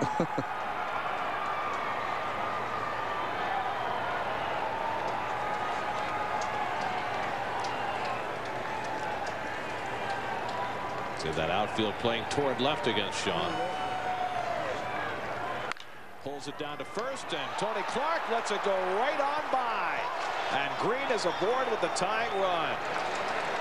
Now Tony Clark inserted because he's an outstanding defensive first baseman, but he didn't make the play there. Well, this one, you see he lifted up. That's one of those as a first baseman. You got plenty of time. You almost want to block this guy like a catcher. Just keep it in front of you because you're going to have an easy play at first. So the first error of the game gives the Mets a hope. The tying run at first with 1 out for Paul Lo Duca. First error of the year for Tony Clark. Lo Duca 1 for 3, drove home a run with a base hit back in the 4th. Green at first and 1 out. And he takes a knee-high fastball, nothing and 1.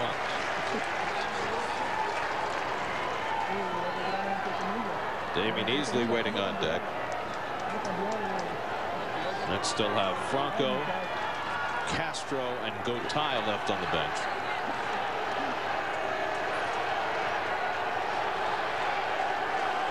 And Lo Duca pulls 1 foul. And now it's 0-2.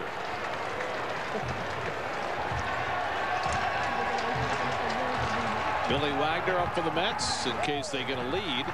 Scott Schoenweiss in case they can tie it up. And if they do neither, they can both take the day off. Again, Lo Duca's got a big hole in left center field. 0-2 to Paul. Up and in.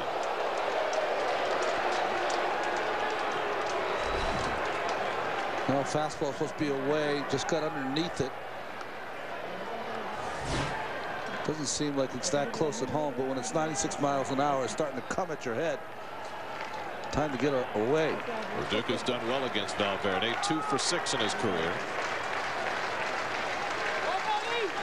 But he's behind 1-2.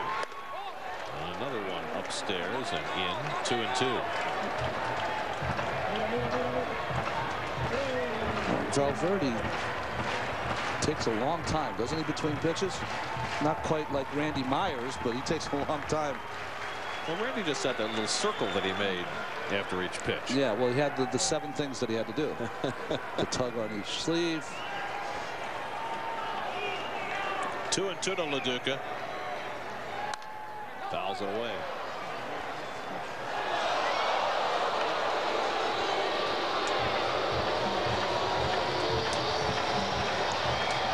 You know, Valverde, for a closer, has a lot of moving parts, doesn't he? And usually, when you think of closer, you think of Rivera, who just has a very simple motion from the stretch. Wagner, very simple, just breaks his hands and goes.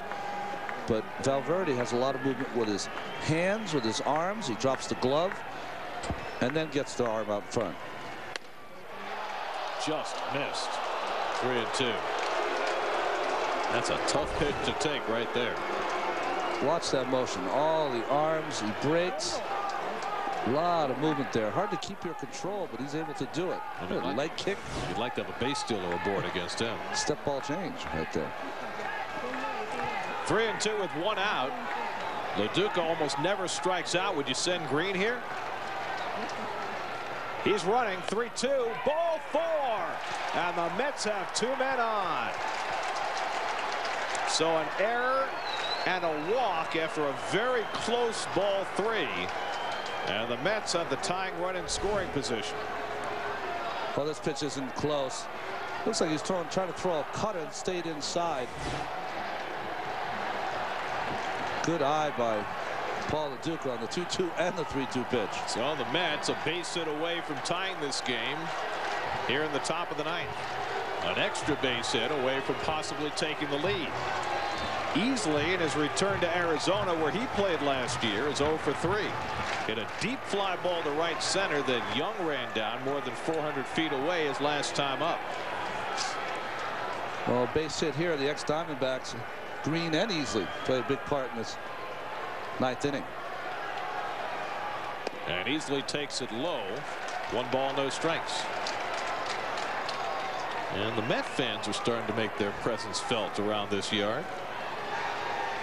Julio Franco out on deck to pinch hit for Aaron Heilman. 19,710 on hand. Even the 7 trains.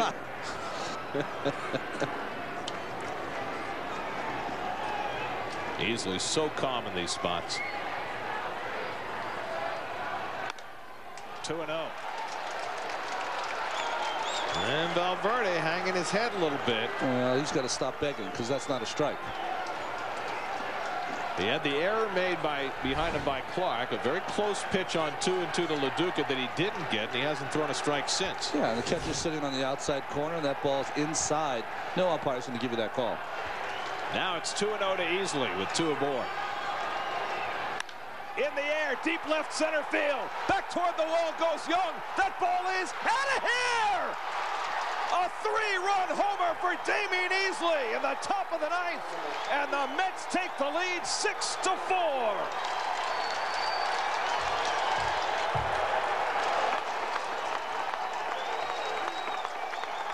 Well, Easley hit a memorable home run at Shea in the bottom of the 10th to tie a game.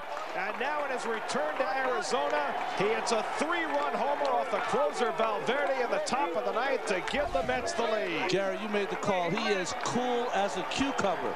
Got a pitch to hit. And we've seen from Damion Easley one of the deepest parts of the park here. And the ex-Diamondback plays a big role in putting the Mets ahead. 6-4 New York. The Mets' second home run of the night. And now Julio Franco bats for Aaron Heilman, who's pitcher of record on the long side.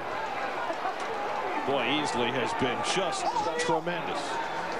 Now getting a chance to play in the absence of Valentine, and that is a huge home run. Dustin Nippert gets up in the Diamondbacks bullpen as Valverde has blown the save here in the 9th. 2-0 to Franco. Second home run allowed by Valverde this year, and he is clearly struggling and has been ever since ball 3 to LaDuca. Yes. Well, I think he started getting concerned about the calls by home plate umpire Gary Darling. As you see, the Met bench is rightfully so ecstatic. And like you said, cool as a cucumber, Damion Easley. No problem. I got it. Just after midnight in Manhattan, and Easley with a prime-time moment. 3-0 to Franco.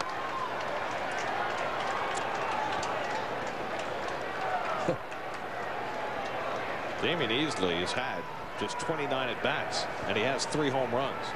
He hit 9 last year for Arizona. And he crushed that ball after barely missing one his previous at-bat that he hit toward the 413 mark in right center. There's a strike to Franco, 3-1. Well, I think it's a little different than it used to be because guys go to different teams all the time now. But it's always great to come back to a place where you played, where maybe some people talked behind your back that your playing days might be done, and come in their house and beat them. Or put the Mets ahead. Ball 4 to Franco, and that's the second walk of the inning issued by Valverde. And I wonder whether they're going to pull him right here. Well, it's not Bob Melvin who comes out, but the pitching coach Brian Price.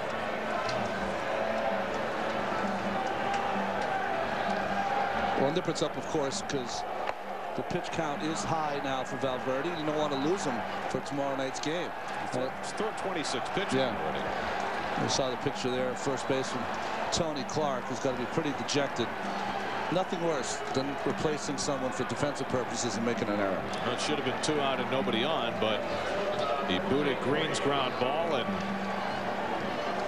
there hasn't been an out recorded since. The walk to LaDuca, Easley with the 3-run homer. Now Franco aboard with the walk, and the Mets will try and pound a couple more across here with Jose Reyes up. Reyes 1 for 4, singled his last time up. This building has been so kind to the Mets. Sure. They're trying tonight for their 11th straight win in this building. It's got a new name, but nothing changes. Bank One Ballpark, Chase Field, who cares? And Reyes lines up base hit, his second of the night.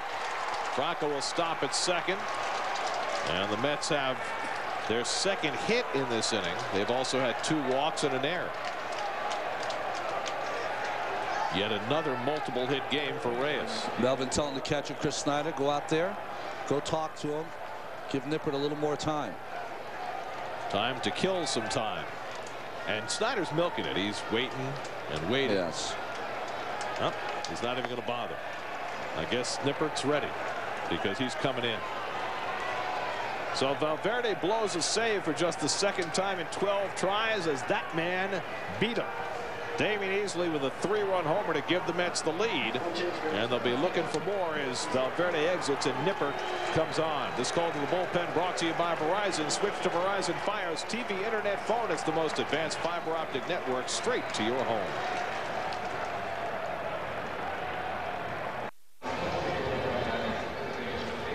.25-year-old Dustin Nippert takes over the pitching for the Diamondbacks. 6'8" tall. He's been a starter most of his career in the minor leagues. In fact, started last season in Tucson, but pitching in the bullpen for the Diamondbacks tonight. And Tommy John surgery 3 years ago, and that's delayed his progress. Coming on here to try and stem the damage, David Wright up with 2 aboard and still only 1 out. 3 runs home in the 9th. The Mets have taken a 6-4 lead on Damion Easley's 3-run homer. Wright tonight 0 for 4 and has not had the ball out of the infield.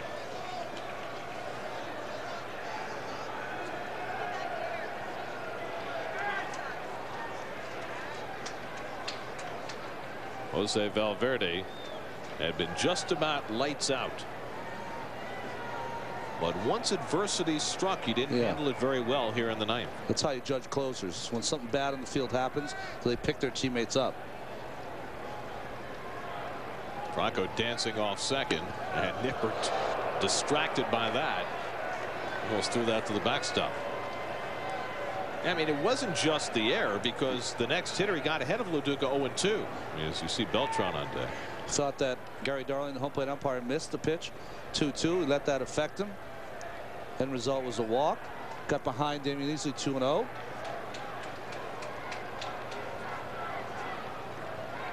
One and one to Wright, and again Franco trying to distract Nippert, who steps off. He is so cagey, isn't he? He's just so much fun to watch. Now, if you're a young pitcher, it's going to affect an old pitcher. You just look back and come on, Julio. I know you're not going anywhere. Don't worry about it. Billy Wagner all of a sudden is getting save opportunities. May not have one if the Mets keep on cranking here in the 9th. Wright fouls it back.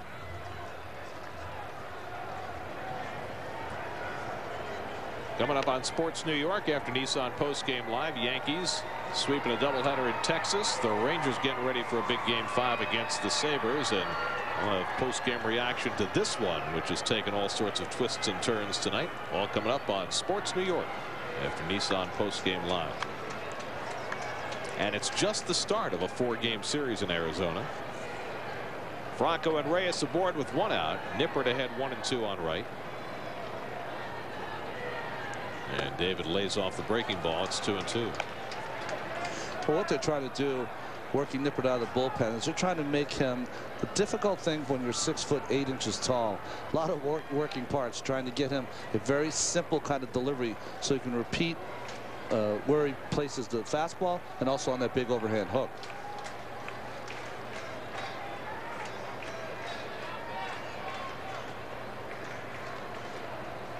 Two to Wright, and he misses. I wonder if having Randy Johnson around can help him at all in terms of a tall pitcher giving counsel to a young guy like Nippert about how to handle having all that size. I think so, because you have to remember that it took a few years for Randy to get everything in gear. So it gives Nippert, I think, a lot of inspiration that, hey, he might be struggling at some point, but if he can get it all together, he can have maybe not the same career that Randy Johnson had. 3-2 to Wright. Hits it in the air down the right field line, but it'll slice and go foul. And I just think, you know, real tall guys, I'm talking about 6'7", 6'8", or higher. It's almost like they have a fraternity, you know, Gary, that it's different growing up that tall your entire life, you know.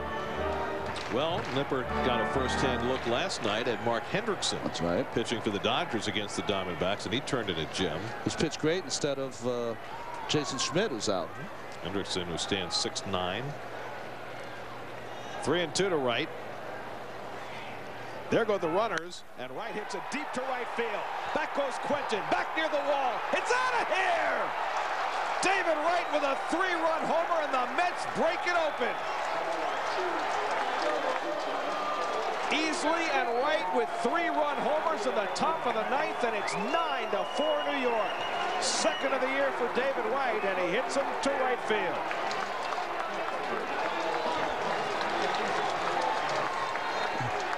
Here's a smile from Damion Easley, and I'm sure a smile from David Wright.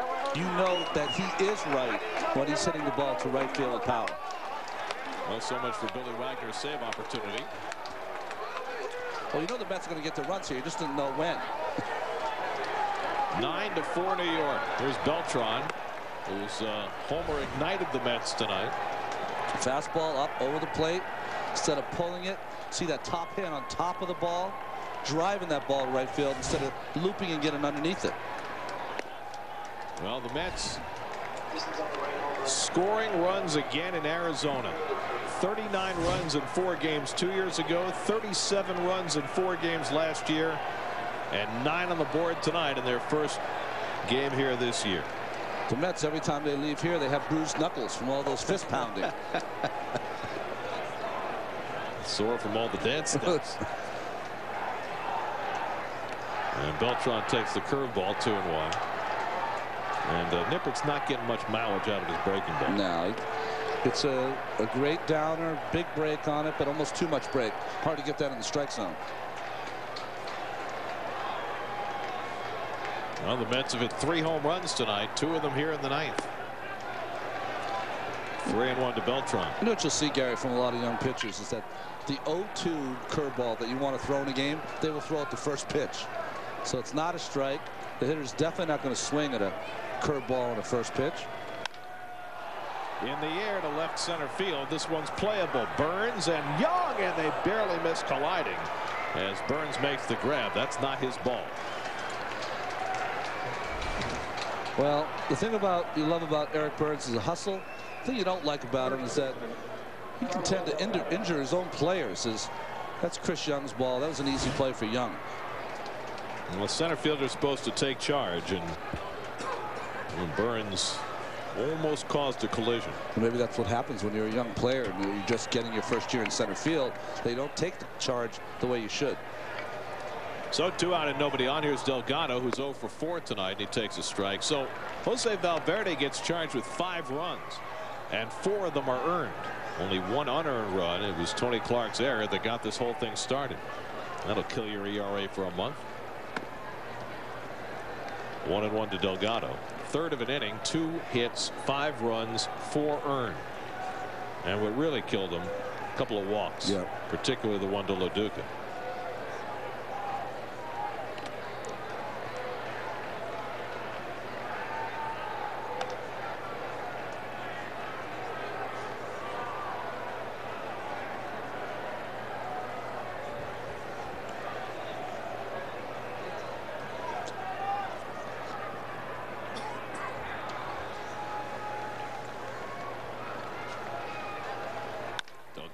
The middle.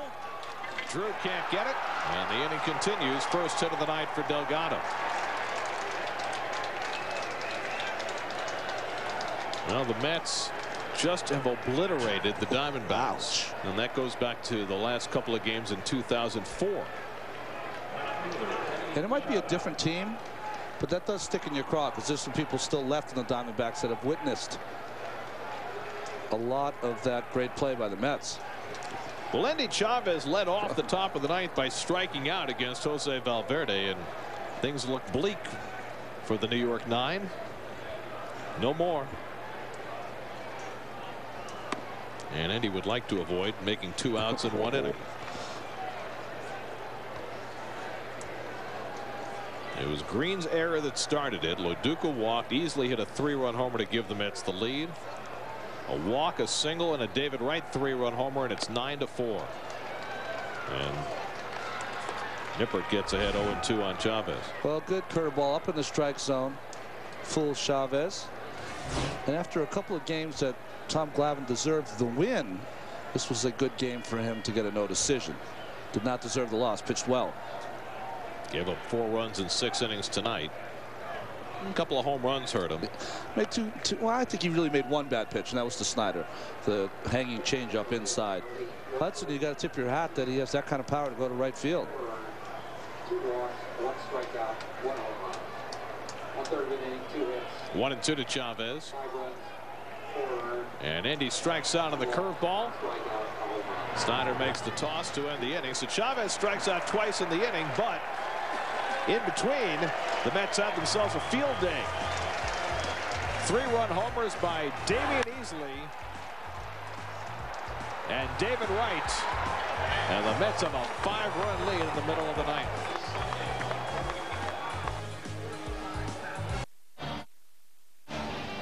Mets baseball on SNY is brought to you by Nissan on the next generation Nissan Altima.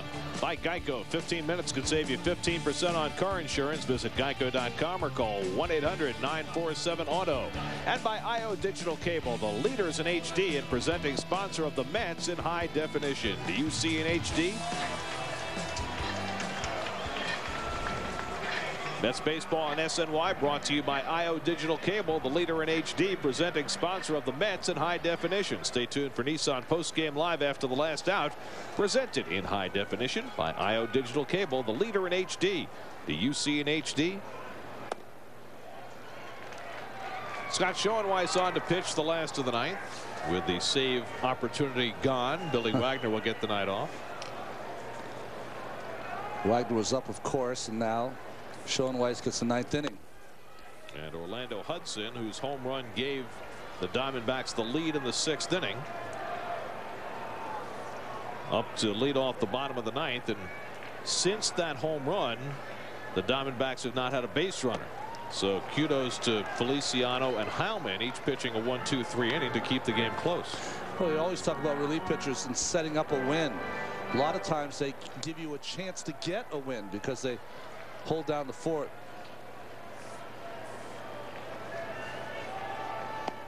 Check swing. Did he go? Nope. 2-2 to Hudson. Well, you had the 2 teams. You had the Mets, who were playing in a lot of kind of blowouts in their wins, and the Diamondbacks playing a lot of close games. Mets, if they get the 3 outs here, their way of baseball has prevailed tonight. So it went from a Diamondback style game that they led to a Mets style game that they lead. Right with the do-or-die pickup, and he throws out Hudson for the first out. Well, Wright made the only play that he could. If he hang back on that ball against Hudson's speed, you're lost. What you do on this play, you just put your glove where you think the ball is going to bounce up to if it doesn't take a bad hop. So you just put your glove down there and hope you time the hop right. Didn't make the accurate throw, but he got rid of it quickly, allowed Delgado to come off the bag and apply the tag. Goes back to what we were talking about before. When David doesn't have time to think, sometimes he gets the play done better than when he's got a lot of time and he does that glove tap thing.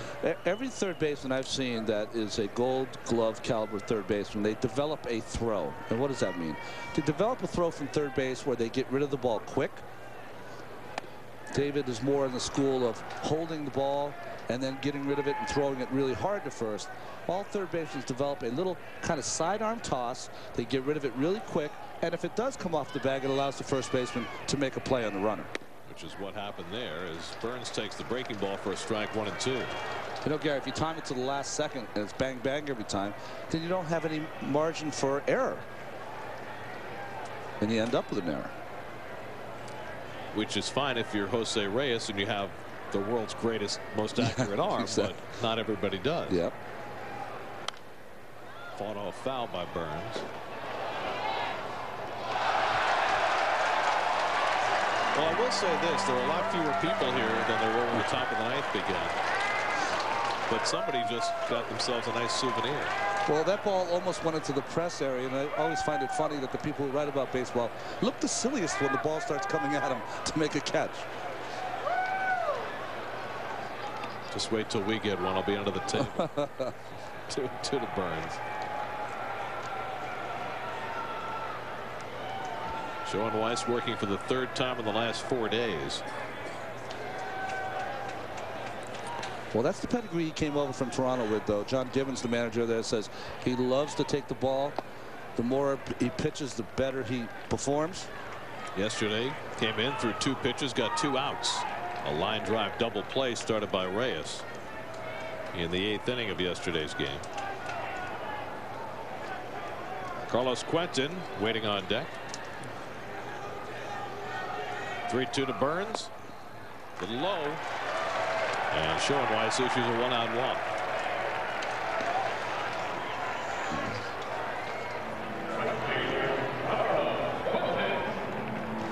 Well, Schoenweiss, like Feliciano, has walked more than you'd like to see. That's 9 walks in 10 2/3 innings. Yeah, he's got a good sinker. You would hope that in a game like this, that when you get to the 3-2, 2-2 count, that he just throw that good sinker in the middle of the plate, let him hit it into the ground. Carlos Quentin takes the sinker for a strike. Quentin 0 for 3 in this game. Well, the young Diamondback hitters, for the most part, have continued to struggle tonight. Chris Young came in hitting .211, 0 for 4. Connor Jackson came in at .219, 0 for 4. Quentin came in at .229, 0 for 3. Drew's the one guy who's got going tonight. Yeah. He had been struggling, but has a couple of hits.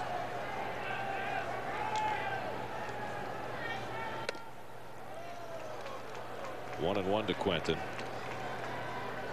They made a conscious decision here in Arizona to retool this year and go with all their very talented young players, and they have some more on the horizon. But sometimes it takes a while for that to coalesce, and you know, the thing is, they've got a veteran pitching staff that's going to keep them in games for the most part. You know, with a Brandon Webb and a Randy Johnson and a Levon Hernandez and a Doug Davis, you know, that's 4 quality veteran starters there. With Owings as the 5th guy, and he pitched well tonight. Toward the gap in right center field, Green closing ground, and he made the catch. Throw back to first base, but Burns is able to retreat and get there. That's a terrific play by Sean Green. And that gets him a nice hand here in Arizona. Well, you see, he's playing very deep, but this ball is hit in the gap. Great thing about Green here, he gets a great jump and then lays out. Great catch. Almost doubled up the runner at first base, and the Diamondbacks have to be shaking their heads. Damion Easley with a 3-run home run. Sean Green scored the run that tied the game on that 3-run home run, and now the great defensive play by Green. The old backs beating the baby backs. That's right. So the Diamondbacks down to their final out. Drew is 2 out of 3 tonight, and he takes a strike, 1-1. Tomorrow night, John Maine against Randy Johnson. That's with the win tonight would tie the Braves for first place in the East. The Braves have the night off. On the outside corner, a strike, 1-2. So Schoenweiss 1 strike away from nailing it down.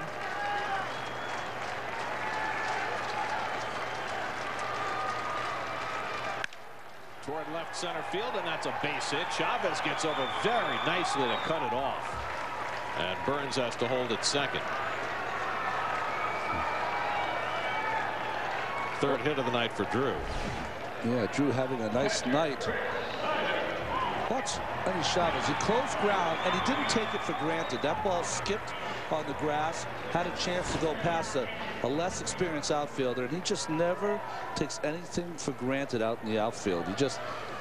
He plays as well as just about anyone I've ever seen out there. Well, he was watching earlier tonight when Burns hit the ball that skipped up the gap in left center. So here's Snyder, who had a 2-run homer off Glavine back in the 5th inning. His 2nd of the year. 2 out and 2 on last of the 9th, 9-4 New York.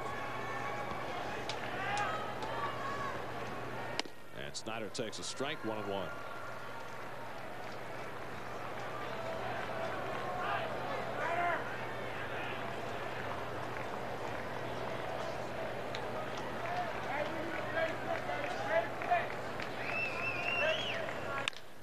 Chopped to short, and Reyes makes the short toss, and the ball game is over.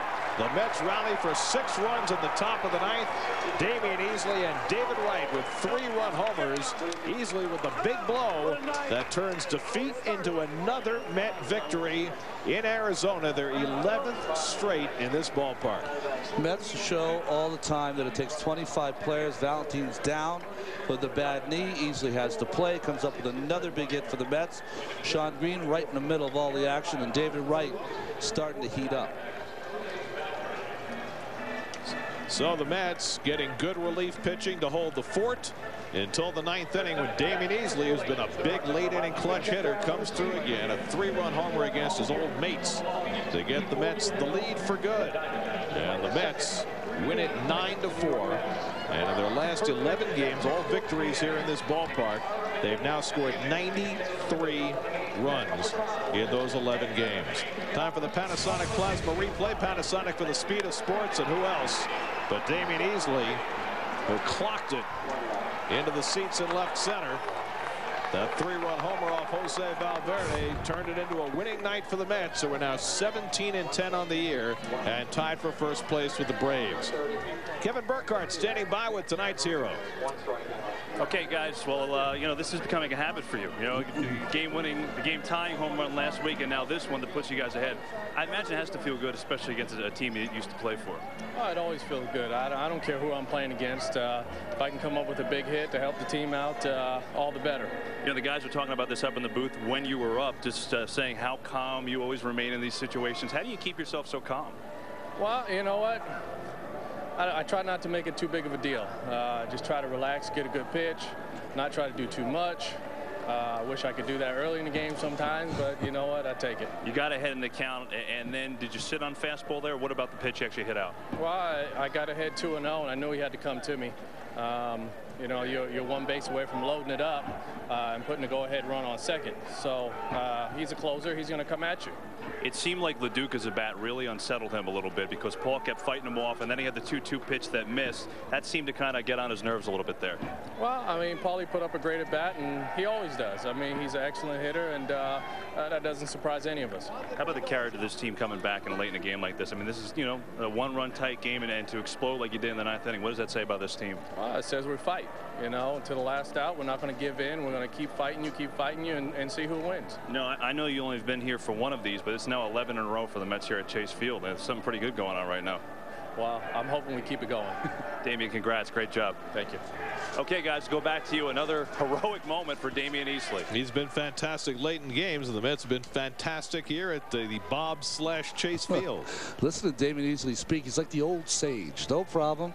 He knows he's on a good team, and just to contribute, I think he's just happy to be out there playing. Well, the Mets were happy to have Easley at the plate in the 9th inning. He had the big blow. David Wright put it away, and the Mets win it 9-4 in the opening game of the series. Tomorrow night, John Maine takes the mound, 9:30.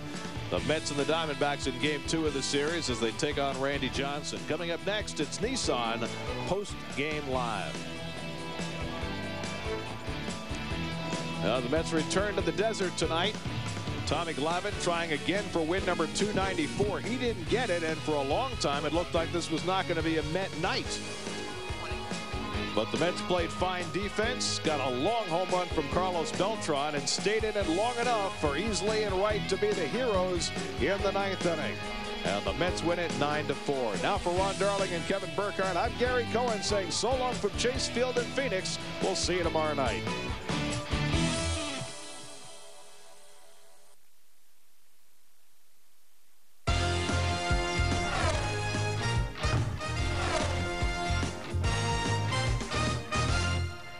So the streak is alive. 11 straight wins for the Mets in Arizona, a streak that started 3 years ago. This is Nissan Postgame Live. Matt Yaloff with you. Lee Mazzilli is off. Sports New York comes your way following this show. We bounce out to Arizona with Ron Darling in just a second. Before we do, we tell you that the Mets are in Arizona for 4 games tonight. They kick off the road trip on a winning note, and Ron Darling joins us now in Arizona. Ronnie, we just heard from Damion Easley with Kevin Burkhardt. This guy fits right in terms of how he plays and how he carries himself as well. Well, I think the Mets have really taken the opportunity that when they sign older players, they want guys that are good citizens, guys who can play, but also guys that won't panic under the pressure. And Damion Easley has showed you early on in this season what he can do under pressure. And, you know, subbing for Jose Valentin now, comes up with another big hit, a 3-run bomb that started the 9th inning. David Wright followed. And, you know, the thing you love about Damion Easley is that he might be a part-time player, but he's ready to play every single day. And I think those are the kind of guys that the Mets have on their bench, and one of the strongest benches in the National League. Hey, Ronnie, I know the result was what they wanted tonight, but the Mets have been having to come from behind a ton. The last few weeks, the other team, the opposition, is scoring first over and over and over. Does that wear a team down over time? I don't think it wears them down. I think what has happened, though, is that last year, I think everyone was really spoiled because they did such a great job of scoring early in games. Well, that doesn't always happen, especially when you're going up against some good pitching. Owings tonight was very good for the Diamondbacks. So, you know, they spoiled Met fans last year, scoring 3, 4, 5 runs in the first inning. But now coming from behind, I think it only adds to the lore, and it's only going to make them feel that they're invincible in some ways because they go up against a guy who's leading Major League Baseball or tied with 10 saves, Valverde, and they beat the closers. So the Mets now know as a team, it doesn't matter who's out there, whoever's at the top of their game, they can beat anyone late in the game. So that's a good thing to add for the team. Hey, Ron, Carlos Beltran continues to shine. Does it surprise you at all that with Delgado slumping for most of this season, Beltran continues to see very good pitches? Well, what they're trying to do is they're trying to get inside on Beltran, but when they go away, he has such a powerful swing, left-handed, when that ball is away and a little bit up. And this ball was a little down that he hit for a home run, but 442 feet worth of a home run tonight for Beltran. And Beltran is early on in the season starting to put up those kind of MVP numbers that he did last year. He's just at the top of his game after kind of a slow start that first year with the Mets. How about Tom Glavine tonight, hurt by the long ball? How did you see his performance overall? I thought he made one mistake, to tell you the truth. The mistake was to Chris Snyder. He hung a little changeup right over the middle of the plate up. Chris Snyder, not a great hitter, but the kind of hitter that was a mistake hitter. You make a mistake against him, he can powder it. Line drive home run. I didn't think the pitch to Orlando Hudson was a bad pitch. It was just away, and he did a good job. Hot hitter, hitting that fastball. So I think Tom Glavine made that one mistake, but other than that, you know, that's what's great about Glavine. It's the reason that he has 293 wins, is that even when he makes a couple of mistakes, he keeps his team in the game with some fine defensive plays and also held them to 4 runs. Even though that's not a great line, he gave the Mets an opportunity with Feliciano, with Heilman, to come back in this game. Yeah, speaking about an opportunity to win every game, John Maine has done just that. Tomorrow against Randy Johnson, the NL Pitcher of the Month, John Maine takes the mound. What should we look for? You know, John Maine, he seems to be in the middle of everything, whether he's starting a playoff start, whether he's subbing for El Duque last year and pitching a shutout, whether he's pitching opening day at Shea, and now he's got Randy Johnson. I think that, you know, Maine seems pretty unflappable and had as fine a month as any Met pitcher has ever had in the month of April. And he'll do well because I don't think, you're not pitching against Randy Johnson, you're pitching against this Diamondback team. It'll be interesting to see, though. John, who throws a lot of fastballs, is going against a very young lineup that likes to see fastballs. So we'll see who wins that battle between Maine and the young Diamondbacks. All right, between now and then, Ron, you have the golf clubs with you. Oh, yeah, I had the golf clubs. I played a little today. Very good. It's beautiful here. I'm going to take Kevin Burkhardt out tomorrow, and we'll see how I can school him out there. I hear he can drive him straight, but not that long.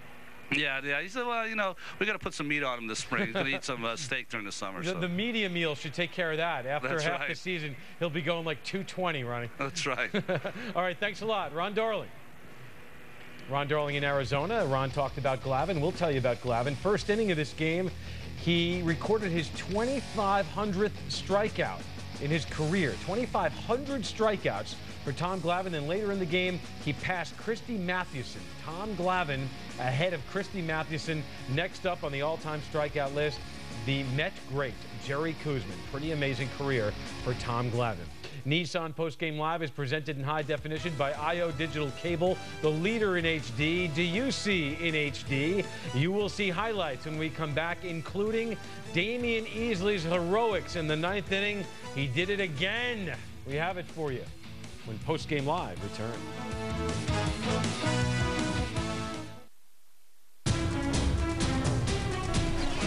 Nissan Postgame Live goes inside the game. It's the Mets at the Diamondbacks, and Tom Glavine looking for career win number 294. He's been great in Arizona throughout his career. Bottom first, he strikes out Orlando Hudson. It's a 1-2-3 inning, and Tom Glavine, in his 642nd career start, records strikeout number 2,500, the 29th pitcher to do that in Major League history.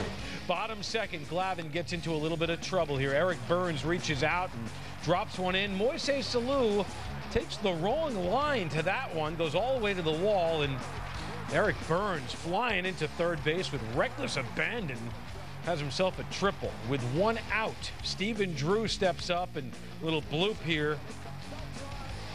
Beltran can't get it on a fly. Burns scores easily. It's 1-0 Diamondbacks. 4th inning, Micah Owings. Micah Owings just off the DL with a hamstring problem. Hasn't given up a hit and still hasn't, but he walks Carlos Beltran. Here's the hit. It's Moises Alou into the corner. Delgado flew out in between Beltran and Alou, and check out Beltran flying around, and he scores. It's a 1-1 game. After Sean Green walks, Paul LaDuca gets it through the middle there. Alou comes in from second, but Sean Green caught between second and third. The ball hits him, but Arizona recovers, and they tag him out, and the Mets lead 2-1. Bottom of the 4th. How about a little defense? How about Orlando Hudson grounding out to Jose Reyes, reaching out and grabbing this ball somehow. Check out the extension. Gets his man at first. Next batter, Eric Burns. Up the middle, off the glove of Tom Glavine. David Wright spins and throws, makes it look easy. Great defense by the Mets infield. Bottom 5 with Drew on first. Tom Glavine. You don't see this too often. In fact, it's only the 5th time in 5 years he uncorks one. Drew moves to second, and 2 pitches later, Chris Snyder. This is the mistake Ron Darling talked about. He hangs one, he bangs one, a 2-run shot. His second of the year, Arizona up 3-2. In the 6th, Beltran evens the score with a monster home run. Look where this thing, look at the Diamond Club sign. Right below that. Over 440 feet, his 7th of the year, and then a little something with Jose Reyes. Don't know what it was, but it works for them. Bottom 6, Orlando Hudson goes opposite way, hitting .348 on the season, his 3rd of the year. The Diamondbacks are back on top 4-3. Next batter, Eric Burns, strikes out looking, and now Tom Glavine with 2,503 strikeouts, 28th on the all-time list, passes Christy Mathewson. Pretty amazing stuff. Tom Glavine, congrats on that. Top 9, Sean Green. To Tony Clark, who is in for defensive reasons. He muffs it, so Green is on. The Mets still trail now. Keep that in mind. Paul LaDuca walks as the runner's on the move. Damion Easley. In the air, deep left center field. Back toward the wall goes Young. That ball is out of here! A 3-run homer for Damion Easley in the top of the 9th. And the Mets take the lead 6-4. Easley's 3rd home run of the year, and the Mets are now up by 2. They do it again late. 2 on, still 1 out. And David Wright crushes a pitch to right field. His second of the year, another 3-run home run, and that puts a capper on it. The Mets take it by a score of 9-4. They come back and post 6 runs in the ninth, and they win the opener in dramatic fashion on the road in Arizona. We told you about the 11 in a row. They've beaten Arizona in Arizona. They continue to shine out west. So the box score for the Mets looks like this. It looks like this, actually. It's funny you should mention. Sean Green, 0 for 3 in his return to Arizona. Moises Alou, 2 for 2 with a double, but he left the game with some swelling in his knee. So we'll continue to track that for you. He had the shoulder problem, didn't miss really any time. Now it's the knee. We'll see about that. Carlos Delgado, 1 for 5 in this game. The pitching line, let's hear it for the bullpen, because after Tom Glavine left, after 6, Feliciano, Heilman, and Schoenweiss go 1 scoreless inning each. Heilman with the win, good for him after having some tough times in the recent past. All right, that's it on the highlights and the information in terms of stats go for the Mets. We take a break here on Nissan Postgame Live. When we come back, you're going to hear from the manager, Willie Randolph. His team off to a good start on a 7-game roadie. Carlos Beltran, one of the offensive heroes. Nissan Postgame Live continues. Sports New York follows. Nissan Postgame Live continues in a bit. We'll have more on the Mets win, including Willie Randolph's comments following the win. But first, it's Sports New York and a preview with Kenny Choi. Hello, Kenny. Good to see you, Matt. Always good to be here. Coming up on Sports New York following Nissan Postgame Live, much more reaction from Arizona. We'll hear from the Mets, plus the Nets failed to close it out on Tuesday night in Toronto, but they could seal the deal against the Raptors in Game 6 at home. We'll hear from Jason Kidd and company. Julie Donaldson has a report on the way. And the Rangers coming off a dramatic Game 4 win over the Sabres. We'll hear from the Blue Shirts as they prepare for Game 5 in Buffalo and look to gain the series edge and home ice advantage. That plus an update on the health of Carl Pavano. The Yankees could make some history with all their starting pitchers. Make sure to tune into Sports New York following Nissan Postgame Live. Now back to Matt. All right, thanks a lot, Kenny. Willie Randolph's crew now tied for first once again in the National League East as the Braves were idle on Thursday. Here's Willie Randolph addressing the media following tonight's win. He's always cool. He's always played that way. He's always under control, very smart hitter, and knows how to play the game. So you always feel comfortable with him in those spots. Again, I know Damion a long, long time, and I've always felt like, you know, I used to tell him, as a matter of fact, that, you know, we're going to work together one day, and glad to have him on my team. It's a nice addition to our ball club. How much did LaDuca's at bat frustrate Valverde? It seemed like he kind of got unraveled a little bit there after he didn't get that 3-2 pitch. Well, it was a great at bat. As it was great, it made him work. Greeny rolled over and got a little top spin and ate up a good first baseman, Tony Clark. But you know, when good teams smell it like that, you know, we go for it. But LaDuca had a great at bat. You know, he spread out and made the guy work and set everything up for us. Just a great comeback victory for us. Willie has a win. Excuse me. No, he's okay. Lou's all right. He just knee was a little stiff, so just took him out, and hopefully he'll get a little ice tonight and be ready to go tomorrow. Did you have Billy up the pitch that night, and then once David hit the home run, you decided to rest him in it? Yep.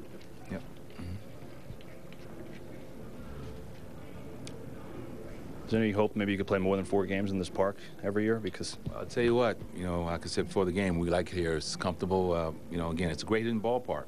You know, again, the dimensions are good. The field's fast. I mean, it's a great background. So, you know, sometimes that works out that way. But, you know, we'll take 4 and move on. But, you know, we've had nice success here. So we need to finish up strong on the trip. It's early in the trip, but, you know, it's nice to get that first one on our belt. Yeah, and they go again tomorrow, which is really today. John Maine and Randy Johnson. Moises Alou, we told you, removed from the game with a knee issue. Turns out it's a stiff knee. Willie Randolph says he should be good to go for Friday's game. We take a break on Nissan Postgame Live.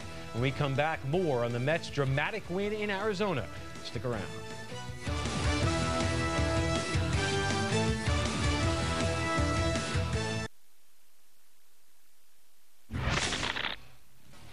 Nissan play of the game came in the 9th inning with the Mets down a run, runners on first and second. Damion Easley with a deep shot to center field, a 3-run home run. The Mets go up 6-4. Easley steps up, his 3rd home run of the year. He has been huge in the Mets' success early on this season. Probables for tomorrow's game look like this. John Maine, pitcher of the month in the National League against Randy Johnson, who's been ineffective in his 2 starts so far this year. We'll have the game for you. Coverage beginning at 9 o'clock with North Fork Bank pregame live. That's going to do it for Nissan postgame live. Sports New York comes your way in just a couple of minutes. You will hear from Tom Glavine making a little history of his own tonight, climbing up that strikeout list. Kenny Choi is here. Chris Cotter is here as well. They have it for you. Sports New York on Sportsnet New York. Thanks a lot for watching, everybody. Take care.